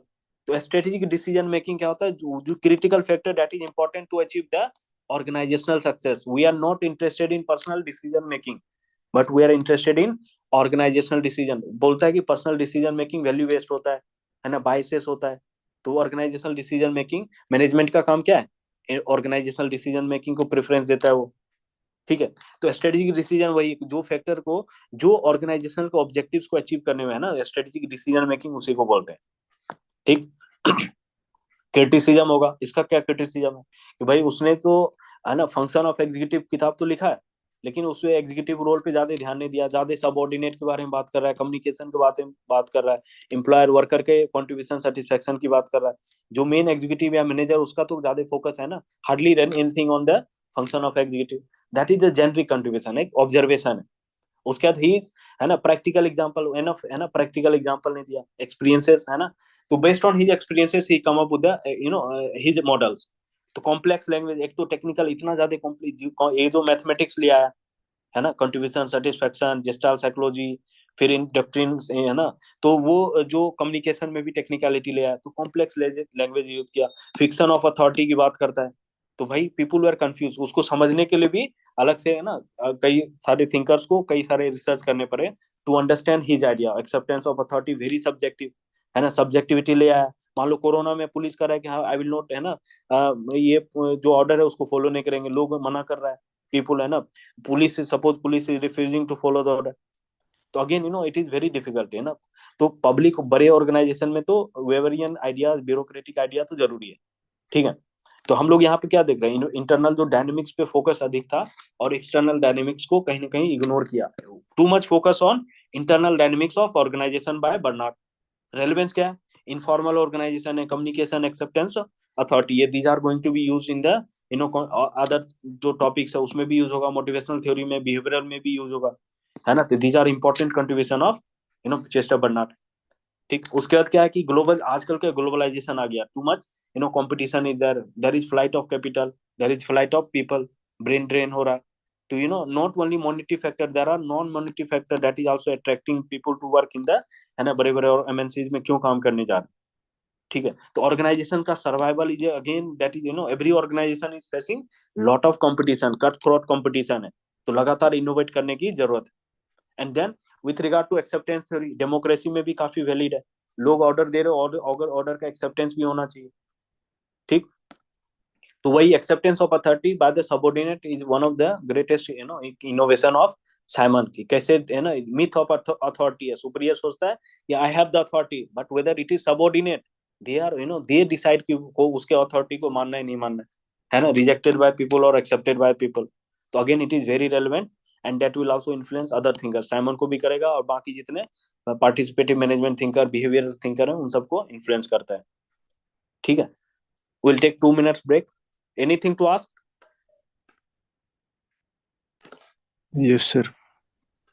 हाँ sir ये बताओ। स्ट्रेटेजिक डिसीजन मेकिंग एक बार दोबारा बता। हाँ, स्ट्रेटेजिक क्या होता है ना, जैसे अभी क्या है ना, स्ट्रेटेजिक में जो ऑर्गेनाइजेशन का जो ऑब्जेक्टिव है ना, मान लो जो भी डिसीजन ले रहे हो, whether it is able to fulfil the objectives of organization और नॉट। सपोज यू है ना, स्ट्रेटेजिक होता है कुछ फैक्टर को आपको इग्नोर करना है, कुछ को छोड़ना है, कुछ को है ना कैरी ऑन करना है। तो स्ट्रेटेजी क्या होता है, anything which help us in the achievement of the objectives. जैसे फॉरेन पॉलिसी, डिप्लोमेसी में भी क्या होता है, स्ट्रेटेजिक डिसीजंस, स्ट्रेटेजिक है ना सेक्टर्स होते हैं। तो स्ट्रेटेजिक मतलब which is important for survival of organization, which is crucial. अगर वो नहीं होगा तो organisation will not survive, organization will not be able to fulfil the objectives. तो जैसे क्रिटिकल पाथ मेथड पढ़ते हैं ना टेक्निक्स ऑफ एडमिनिस्ट्रेशन में, या पर्ट सीपीएम जो हम लोग पढ़ते हैं, तो there are some critical path, there are some strategic factors which are determinant of organizational productivity। तो वही स्ट्रेटेजिक मतलब क्रूशियल फैक्टर्स या स्ट्रेटेजिक जो डिसीजन मेकिंग होता है जिससे ऑर्गेनाइजेशन का गोल को अचीव किया जाए। ठीक है। Yes sir. सर एक डाउट हो रहा है सर। हाँ हाँ प्लीज। सर ये सिस्टम थ्योरी और कंटिजेंसी थ्योरी को कैसे इन्फ्लुएंस कर रहा है? हाँ देखो, डायनेमिज्म जो है ना, जैसे मान लो अभी बर्नार्ड क्या बात करेगा, चेस्टर बर्नार्ड ने ऑर्गेनाइजेशन के इंटरनल डायनेमिक्स को हाईलाइट किया। सिस्टम में क्या बोलते हैं, इंटरकनेक्टेड है ना, there are sub systems which are interdependence interconnected with each other. कोई भी है ना सिस्टम में क्या होता है, कई सारे सब सिस्टम होते हैं, तो they are interdependent, they are inter related. फिर जो इंटरनल डायनेमिक्स को तो चेस्टर बर्नार्ड ने अच्छे से डील किया कि किस प्रकार है ना जो स्ट्रेटेजिक डिसीजन मेकिंग है या पर्सनल या ऑर्गेनाइजेशनल डिसीजन मेकिंग है, कम्युनिकेशन कैसा होना चाहिए, है ना, फिक्शन ऑफ अथॉरिटी का जो कॉन्सेप्ट की टॉप लेवल नीचे वाले या डिपार्टमेंट में कैसे कोऑर्डिनेशन और कॉपरेशन, है ना। तो डायनेमिक्स जो इंटरनल डायनेमिक्स एक तो वो एस्पेक्ट हो गया, वहां से इंस्पायर होता है, ठीक है, क्योंकि ऑर्गेनाइजेशन को कोऑपरेटिव सोशल सिस्टम बोला। ऑर्गेनाइजेशन का जो डेफिनेशन है चेस्टर बर्नार्ड का, cooperative social system, that means there is group of people who are coming together to achieve a common purpose, है ना, कॉमन पर्पस अचीव करना है, सोशल सिस्टम। तो एज ए क्या सोशल सिस्टम है और कोऑपरेटिव भी है, तो सिस्टम के अंदर भी तो कई सारे सब सिस्टम आपस में कोऑपरेट कर रहा है अल्टीमेटली जो ओवरऑल ऑब्जेक्टिव को फुलफिल करने के लिए। जैसे गवर्नमेंट ऑफ इंडिया है, कई सारे मिनिस्ट्री एंड डिपार्टमेंट्स है ना, तो they all are cooperating, they are you know working independently also as a sub unit and they are part of bigger system. तो वो आइडिया जो डायनेमिक्स एस्पेक्ट है ना, जो स्ट्रेटेजिक एस्पेक्ट है, डिसीजन मेकिंग कैसा होना चाहिए, कम्युनिकेशन कैसा होना चाहिए, लीडरशिप कैसा होना चाहिए, तो वो आइडिया जो है बाद में बाकी है ना कंटीजेंसी थिंकर भी और जो एडमिनिस्ट्रेटिव बिहेवियर है वहां पे भी यूज होता है, ठीक है। Thank you sir.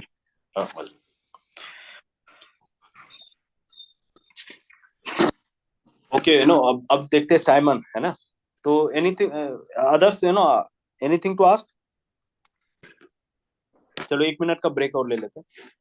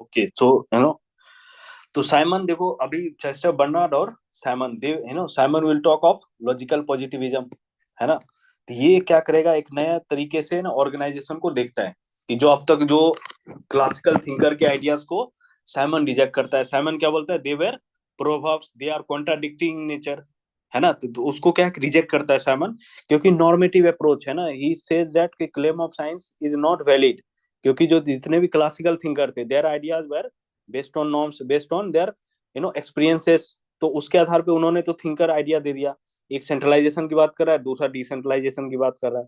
तो ये जो बुक लिखता है ना एडमिनिस्ट्रेटिव प्रोवर्ब, उस किताब में उसने मेंशन किया कि किस प्रकार है ना जो classical all the classical ideas they were not scientific in approach, they were not empirical, they were lacking in terms of the validity, है ना, वैलिडिटी होना, साइंस का क्लेम भी तो हॉलो था।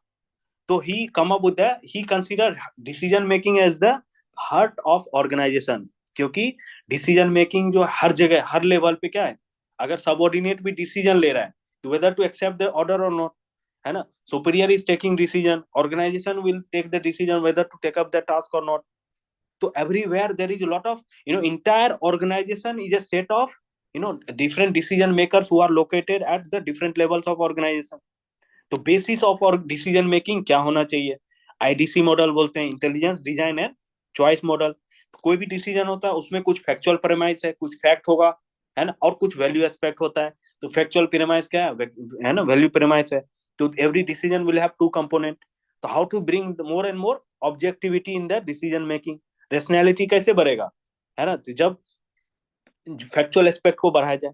तो till now thinking was people have the all the understanding, people are rational, people have the capability to take the rational decision, but यहाँ problem क्या होगा, people have a bounded rationality, there are lot of constraints, है ना.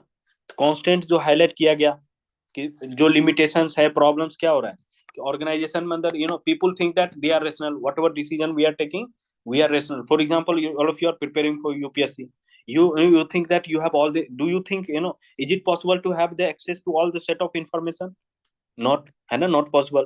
तो bounded rationality क्या है? He come up with the unique concept of bounded rationality. That's why, and he will talk of, administrative man. Administrative man क्या होता है? Is not completely scientific, economic man. पूरा rational भी नहीं है और पूरा irrational भी नहीं है. Social man क्या होता है? They are based on values, emotions, sentiments. Relationship को value करता है social man. तो he come up with the idea of administrative man. ठीक है. तो एडमिनिस्ट्रेटिव मैन का कॉन्सेप्ट, ठीक है. तो and then again he will talk of programme non programme decision making. तो प्रोग्राम नॉन प्रोग्राम क्या होता है कि how decisions are made in the organisation. Programme मतलब कि एकदम रिपीटेटिव काम जो होता है, जैसे मान लो डिस्ट्रिक्ट मजिस्ट्रेट है, डिस्ट्रिक्ट मजिस्ट्रेट को है ना रूटीन वर्क करना पड़ता है, तो रिपीटेटिव काम होता है. नॉन प्रोग्राम जहाँ पे इनोवेशन चाहिए, क्रिएटिविटी चाहिए. तो those are the things that are highlighted by programme and non programme. फिर साइमन का भी है ना, जो ये too much positivism, too much empirical approach की बात करता है, तो पॉजिटिविस्टिक अप्रोच लाता है, लॉजिकल पॉजिटिविज्म जिसको बोलते हैं. उसको भी बाद में जाके एनपीए क्या करेगा, एनपीए साइमन को भी रिजेक्ट करता है, ये है ना, टेक्निकलिटी डिसीजन. और दूसरा एक क्रिटिसिज्म ये भी कि पूरे ऑर्गेनाइजेशन के एनालिसिस को बस डिसीजन मेकिंग तक लिमिट कर दिया इसने. तो those are the criticism that will discuss in detail. फिर despite having the criticism will discuss the relevance, है ना, कि डिसीजन मेकिंग के लिए कितना, है ना, he got the Nobel prize for his analysis. Decision making में क्यों, है ना, इरेशनल एस्पेक्ट क्या है, रेशनल एस्पेक्ट क्या है, फैक्चुअल प्रीमाइस क्या है, बाउंडेड रेशनैलिटी का कॉन्सेप्ट क्या है, सेटिस्फाइंग मतलब सेटिस्फाई, है ना, सेटिस्फैक्टरी भी होना चाहिए और सफिशिएंट डिसीजन होना चाहिए. कि every administrator is administrative man takes the satisfying decision. तो बाद में उसको भी क्रिटिसाइज किया जाता है, you are just justifying the incompetence of the bureaucrat through the कि भाई आदमी तो बाउंडेड रेशनैलिटी है, वो डिसीजन पूरा रेशनल ले नहीं पाता है. तो again those are the idea, है ना, that are discussed by Simon. ठीक है. तो साइमन क्या देख रहे हैं, he is consider as a most important thinker of classical behavioural school. Behavioural school मतलब इंपेरिकल होना चाहिए. इंपेरिकल मतलब कि पॉजिटिविज्म, रिसर्च के आधार पे they will also analyse the dynamics of organisation, but the they will focus on more on the how जो positivist empirical evidence होना चाहिए, इंपेरिकल फाइंडिंग के हिसाब से काम करेगा ये लोग. ठीक.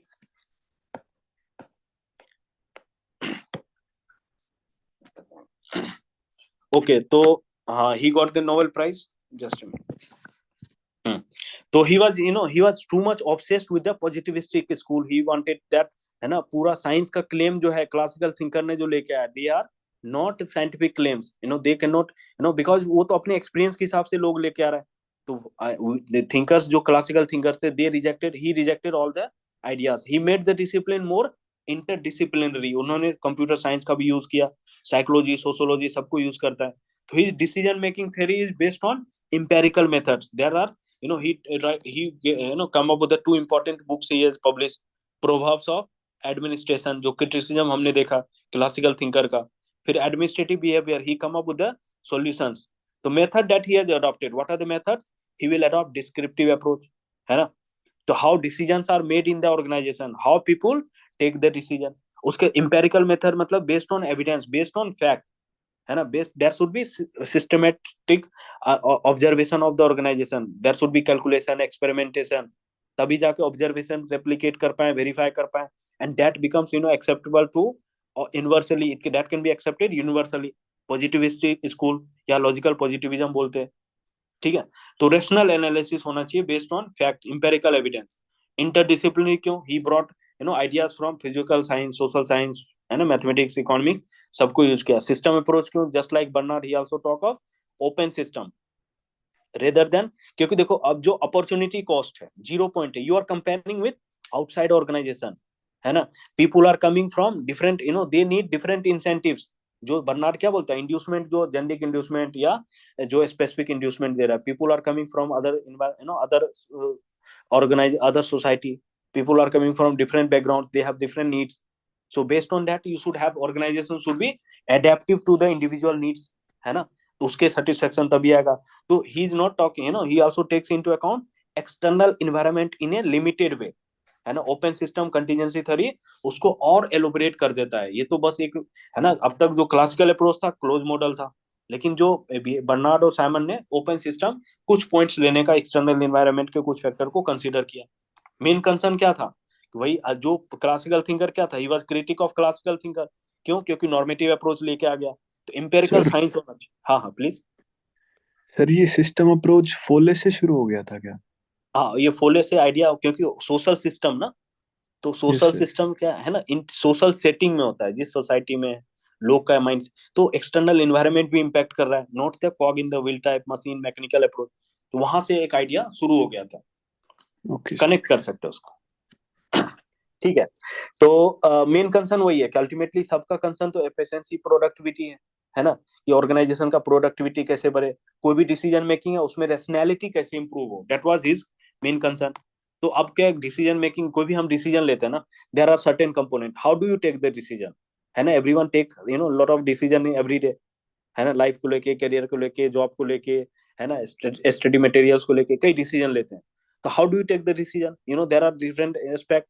तो even in the government also, government of India भी डिसीजन लेता है। तो decision making is, he consider decision making as the heart of organization, decision, how decisions are made by the people at different level. For example, government पे top level पे क्या policy decisions होते हैं, और ground पे operational decision होता है, they are just implementing the policies of the government. In middle level क्या, there are strategic decision, what we should do at what point of time, किस पॉइंट पे क्या काम करने की जरूरत है, कौन सा पॉलिसी अप्लाई होगा तो सॉल्यूशन हो जाएगा। ठीक। तो there are different levels of और डिसीजन मेकिंग। तो he talk of stages of decision making, basis क्या है, रेशनैलिटी कैसे आएगा। तो डिसीजन मेकिंग क्या होता है, art of making the choice, you make the choice, you select a choice, there are different alternatives, you create different alternatives. तो IDC जो मॉडल बोलते हैं, इंटेलिजेंस में क्या हम लोग गैदर करते हैं इन्फॉर्मेशन को, अल्टरनेटिव्स क्रिएट करते हैं, फिर डिजाइन बनता है, डिजाइन, है ना, मॉडल्स तैयार हो जाते हैं, फिर मॉडल को बेस्ट अल्टरनेटिव को हम सेलेक्ट करना होता है, that is a choice. and then after implementing that decision you also get some feedback step by step। ये 4 स्टेप के थ्रू, आईडीसी मॉडल के थ्रू, है ना, साइमन ने डिसीजन मेकिंग कैसे होता है, एक हाउ डिस्क्रिप्टिव यही है कि कोई भी बंदा किस प्रकार डिसीजन ले रहा है, how people are taking decision, how individuals are taking decision, how organization is taking the decision. Okay. तो that is the idea, that is the stages of decision making. Basis क्या है, कोई भी डिसीजन होगा उसमें क्या, वो कुछ वैल्यू एस्पेक्ट होता है और कुछ फैक्चुअल एस्पेक्ट होता है। वैल्यू में सब्जेक्टिविटी आता है, प्रेफरेंस आ जाता है ना, गोल्स एंड ऑब्जेक्टिव आ जाता है। जो हम लोग ना, ऑब्जेक्टिव्स क्या है, हमको ये बनना है, ये करना है, गरीबी हटाना है, पॉवर्टी दूर करना है, लिटरेसी बढ़ाना है। फैक्ट में क्या होगा, रियलिटी, फैक्चुअल एस्पेक्ट। जब भी गवर्नमेंट ऑफ इंडिया मान लो पॉलिसी बना रहा है, एजुकेशन पॉलिसी, तो ग्राउंड में कितने प्रॉब्लम्स है, उसका फैक्चुअल एस्पेक्ट भी हमें पता होना चाहिए, रियलिटी क्या है, ग्राउंड रियलिटी क्या है ना, और उसके लिए क्या मीन्स अडॉप्ट किया जाए, what means should be adopted to achieve those objectives. तो these are the factual aspect, what institution should be created to achieve those objectives। तो दोनों इंपॉर्टेंट, कोई भी डिसीजन में क्या होता है, फैक्चुअल और भी होता है, और, है ना, वैल्यू एस्पेक्ट भी होता है। तो whenever you as a administrator, as a decision maker, as a bureaucrat, you take the decision based on the value, objective क्या है, कॉन्स्टिट्यूशनल गोल्स क्या है ना, पॉलिसी का ऑब्जेक्टिव क्या है, उसके आधार पे डिसीजंस लेते हैं।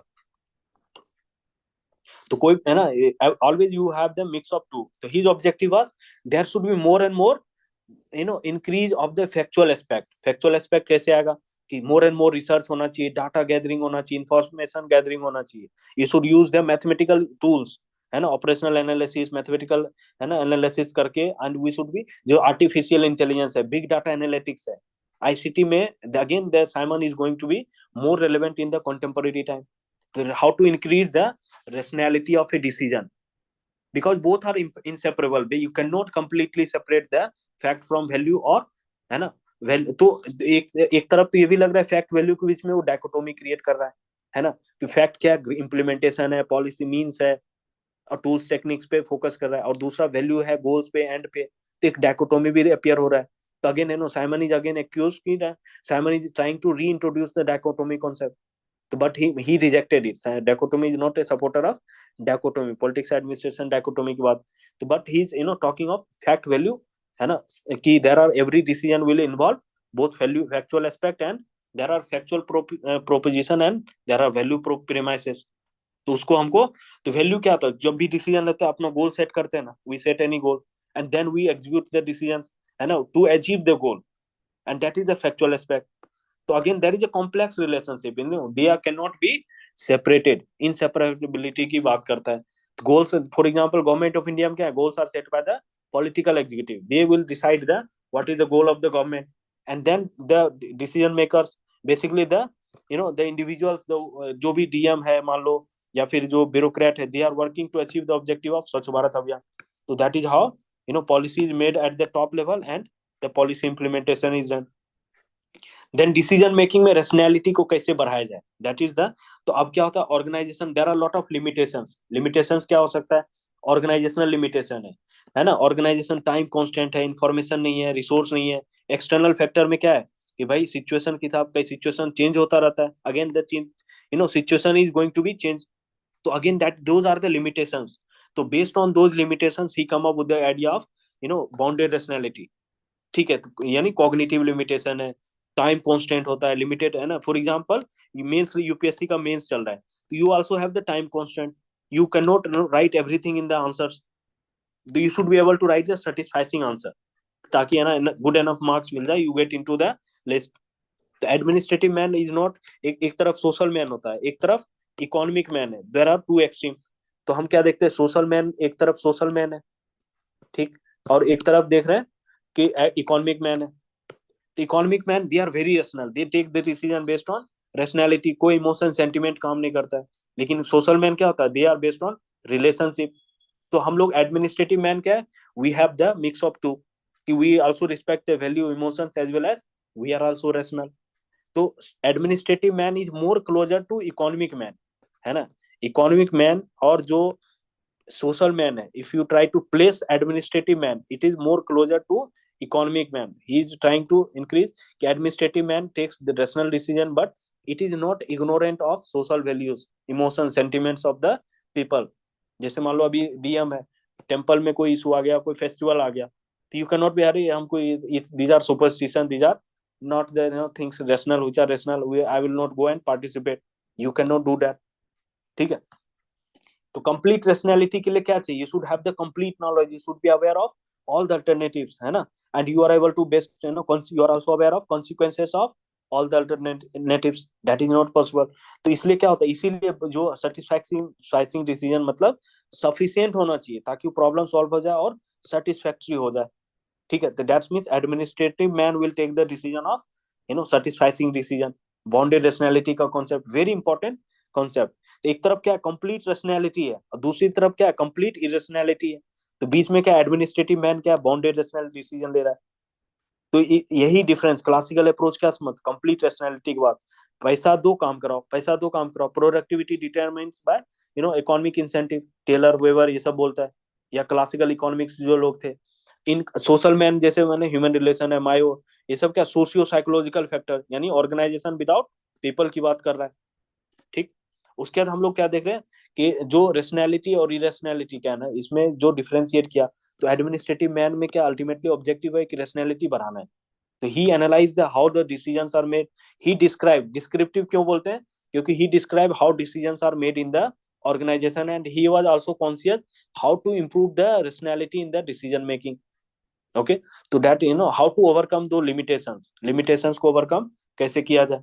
तो he was talking of artificial intelligence, internet of thing, big data analytics, ये सब जो आजकल चल रहा है ना, आईसीटी के दौर में। और दो डिसीजन क्या, नॉर्मली कोई भी डीएम होता है ना, दो तरह का डिसीजन, एक मान लो कि प्रोग्राम, नॉन प्रोग्राम। प्रोग्राम क्या होता है, जो रिपीटेटिव होता है, रिकरिंग होता है, प्रिडिक्टेबल होता है, डे टू डे एक्टिविटी में बहुत सारे डिसीजन, है ना, you take also lot of decision in your day to day life. But there are some non programme decision. Non programme क्या होता है, जो क्रिएटिव होता है, जो where it demands, there is unpredictability, there is lot of uncertainty. तो वहां पे क्या नॉन प्रोग्राम डिसीजन मेकिंग हो गया। तो it requires lot of innovation, है ना, लॉट ऑफ क्रिएटिविटी। बिकॉज अब यहाँ पे क्या है कि डिसीजन मेकिंग जो प्रोग्राम हो तो रूटीन टाइप कोई भी कर सकता है, machine like model approach, classical model भी वहां चल जाता है। लेकिन जो नॉन प्रोग्राम डिसीजन है वहां पे क्या मैट्रिक्स लाइक स्ट्रक्चर या ग्रुपिज्म या डायनेमिक्स क्या होना चाहिए, तो उसको हमको फुलफिल करना है। क्रिटिसिज्म क्या है कि भाई जो इसने टू मच है ना, पब्लिक इंटरेस्ट, ये सब जो क्लासिकल थिंकर थे, तो public administration can not be equated with physical science, but Simon was talking of making science positivism, है ना। तो बाद में जो पोस्ट पॉजिटिविस्ट या एंटी पॉजिटिविज्म है, दे विल, जैसे एनपीए है ना, वैल्यू एस्पेक्ट को रीएम्फेसाइज करता है, साइमन को क्रिटिसाइज करेगा।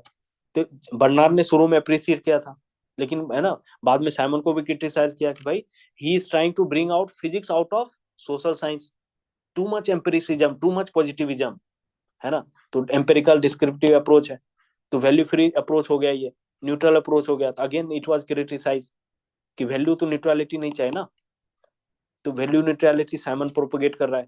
अगेन फैक्ट, जो फैक्ट वैल्यू प्रोपोजिशन है, वैल्यू को है ना इससे सेपरेट, तो it is not profit motive. जैसे मान लो बिजनेस में, इकोनॉमिक्स में तो आसानी से कर सकते हैं, लेकिन सोशल कॉन्टेक्स्ट में इट इज वेरी डिफिकल्ट। ठीक, तो डिसीजन मेकिंग एफिशिएंसी क्राइटेरिया से गाइडेड होता है, decision making are guided by efficiency. तो बिजनेस सेक्टर में तो very it is very much valid, but लेकिन पब्लिक सेक्टर है जहाँ वेलफेयर है ना, तो उसमें वहां पे क्या है कि आपको इमोशनल एस्पेक्ट, वैल्यू एस्पेक्ट को भी ध्यान में रखना है। You have to take into account the historical, cultural and social aspect also. ठीक है, ये मेन क्रिटिसिज्म हो गया कि आप कंप्लीटली, है ना। तो अगेन ही वाज क्रिटिसाइज कि है ना बैक वैल्यू डायकोटोमी टाइप का क्रिएट करके he is again trying to bring the Wilsonian dichotomy, but that was not his idea. तो ये क्रिटिसिज्म में लिख सकते हैं अपन। उसके बाद रेलेवेंस क्या है, इंपेरिकल अप्रोच हो गया, फॉर्मेशन है, डिसीजन मेकिंग कैसे हो रहा है, तो decision making again very important in the contemporary time. तो एम्पेरिकल मेथड का यूटिलिटी तो है ही, क्योंकि देखो सिस्टम थ्योरी या कंपैरेटिव, कंपैरेटिव क्या है, again descriptive and empirical approach, है ना। तो system theory, cooperative social system है, साइमन का जो आइडिया, बर्नार्ड का idea, again those are going to be used in the system model. तो अगेन बिहेवियरल स्कूल का है, Simon is considered as the most important behavioural thinker, because his concerns were increase the rationality in the decision making. he influence, है ना, जैसे incremental public policy में जब पढ़ेंगे तो इंक्रीमेंटल अप्रोच और रेशनल स्कूल ऑफ थॉट। तो again incremental मतलब धीरे धीरे चेंज होना चाहिए, थोड़ा थोड़ा चेंज करो। Rationalist will talk about complete reform, radical reforms in the public policy also, again Simon will B relevant. फिर पर्ट सीपीएम जो हम लोग पढ़ते हैं, डाटा एनालिसिस, ये सब में भी हम लोग again the Simon will be important. Okay, तो हम लोग क्या देखते हैं, despite criticism again Simon becomes very important once, है ना, we want to increase the rationality. Contemporary society में क्या है, lot of unpredictability is there, uncertainty is there. In such a scenario like Covid like scenario आ गया, again you need to have the, you have to use the technology, you have to use the AI है, big data analytics है, तो उसको हम लोग use करके, क्योंकि देखो जैसे ग्रेसम्स लॉ है, ग्रेसम्स लॉ क्या है, bad money drives out the good money. जैसे ब्लैक मनी अगर है तो क्या होगा, व्हाइट मनी कम हो जाता है ना, पैरेलल इकोनॉमी आ जाता है। तो यहाँ पे क्या होगा, bad decision making will drive out the good decision. तो इसलिए इसमें वो अप्लाई भी डिसीजन मेकिंग में होता है कि जैसे रिफॉर्म लाना है तो इंक्रीमेंटल रिफॉर्म होना चाहिए, इनोवेशन आजकल क्योंकि अनप्रेडिक्टेबिलिटी हो गया, है ना। तो रैशनैलिटी कैसे प्रमोट किया जाए ऑर्गेनाइजेशन में, डिसीजन मेकिंग में, that is the Simons idea is very much used in the contemporary time. तो रिवाइविंग डायकोटोमी, है ना, एक क्रिटिसिज्म है कि ही रिजेक्टेड डायकोटोमी। ठीक है, लेकिन उसको क्योंकि बाद में जाके वैल्यू फैक्ट को उसने खुद भी बोला इनसेपरेबल है, though we want factual aspect increase हो ताकि प्रिडिक्टेबिलिटी आए, सर्टेनिटी आए डिसीजन मेकिंग में। ठीक है, तो ये हम ऐसा नहीं कि कंप्लीटली एग्री करते हैं कि डायकोटोमी को, तो इसमें क्या है, फैक्ट को, वैल्यू को पॉलिटिक्स से रिलेट कर दिया और फैक्ट को एडमिनिस्ट्रेशन से रिलेट कर दिया। तो इस ऐसे बोल रहे लोग, कई लोग बोलते हैं कि he was trying to revive the dichotomy, but that was not. So there is nothing behavioral in Simon approach. His scientificism is more close to the classical thinker than that of behavioral. तो इसको critically examine करना मतलब इस statement को mostly counter करना है। तो close क्यों है, क्योंकि scientifism, value free approach, fact value, ये सब हो गया, साइंस की बात करता है ये।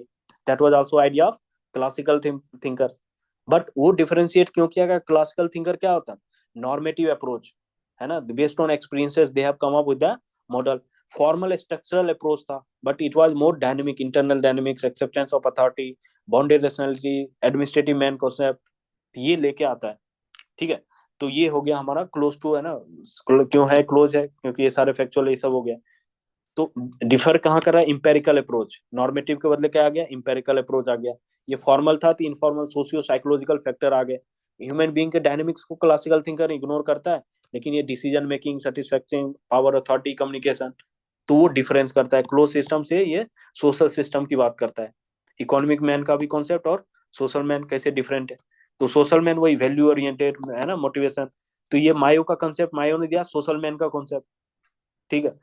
क्लासिकल थिंकर इकोनॉमिक मैन का कॉन्सेप्ट देता है, और जो साइमन है एडमिनिस्ट्रेटिव मैन का कॉन्सेप्ट दे देगा, ठीक।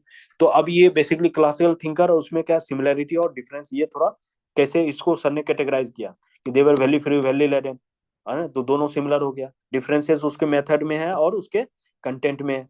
तो इस मेथड में क्या डिफरेंस, एम्पेरिकल से है ना, नॉर्मेटिव से एम्पेरिकल आ गया, वैल्यू लेडन से वैल्यू फ्री अप्रोच आ गया। स्ट्रक्चर प्रोसेस पे फोकस है, यहाँ पे बिहेवियर पे फोकस है, डिसीजन मेकिंग पे फोकस, ठीक है। तो I think we'll take up the next topic in the next class. So any doubt so far? Anything to discuss again? Yes sir. हाँ प्लीज। सर इसमें क्लासिकल थ्योरी और इसके बीच में जो सिमिलरिटीज लिखी हुई है उसमें लिखा है कि classical theory was value free approach. हाँ, सर क्योंकि तो ये हाँ वैल्यू नॉर्मेट वो क्या है ना, क्लासिकल जो लोग था दे वर ट्रीटेड है ना, they have treated people as a cog in the wheel. उसका कंसर्न क्या था, एफिशिएंसी, साइंस बनाना है, यूनिवर्सल प्रिंसिपल बनाना है। तो ट्रीट पीपल है ना, मेथड्स टूल टेक्निक्स ये सब क्या है, they do not have, machine का कोई वैल्यू नहीं होता है, प्रिंसिपल का जो प्रिंसिपल टूल टेक्निक्स मेथड ये सब में क्या है, उसमें कुछ वैल्यू हो गया ना, वैल्यू नहीं होता है, तो इसलिए वैल्यू फ्री बोलते हैं उसको। सर और जैसे ये एग्जाम में आ जाएगी वैल्यू फ्री हाँ अप्रोच, तो इसको हाँ, अ, ऐसे कि नॉर्मेटिव ना समझे, ऐसे कैसे करें सर? नॉर्मेटिव क्या होता है, नॉर्म्स यानी एक्सपीरियंस के हिसाब से। जो क्लासिकल थिंकर थे ना, they have come up all the theory based on his personal experiences. जो फ्योल है, गुली कार्बी के सब क्या है, based on his own organisational experiences they have come up with the model and theories. But लेकिन साइमन क्या है, Simon is doing some empirical research.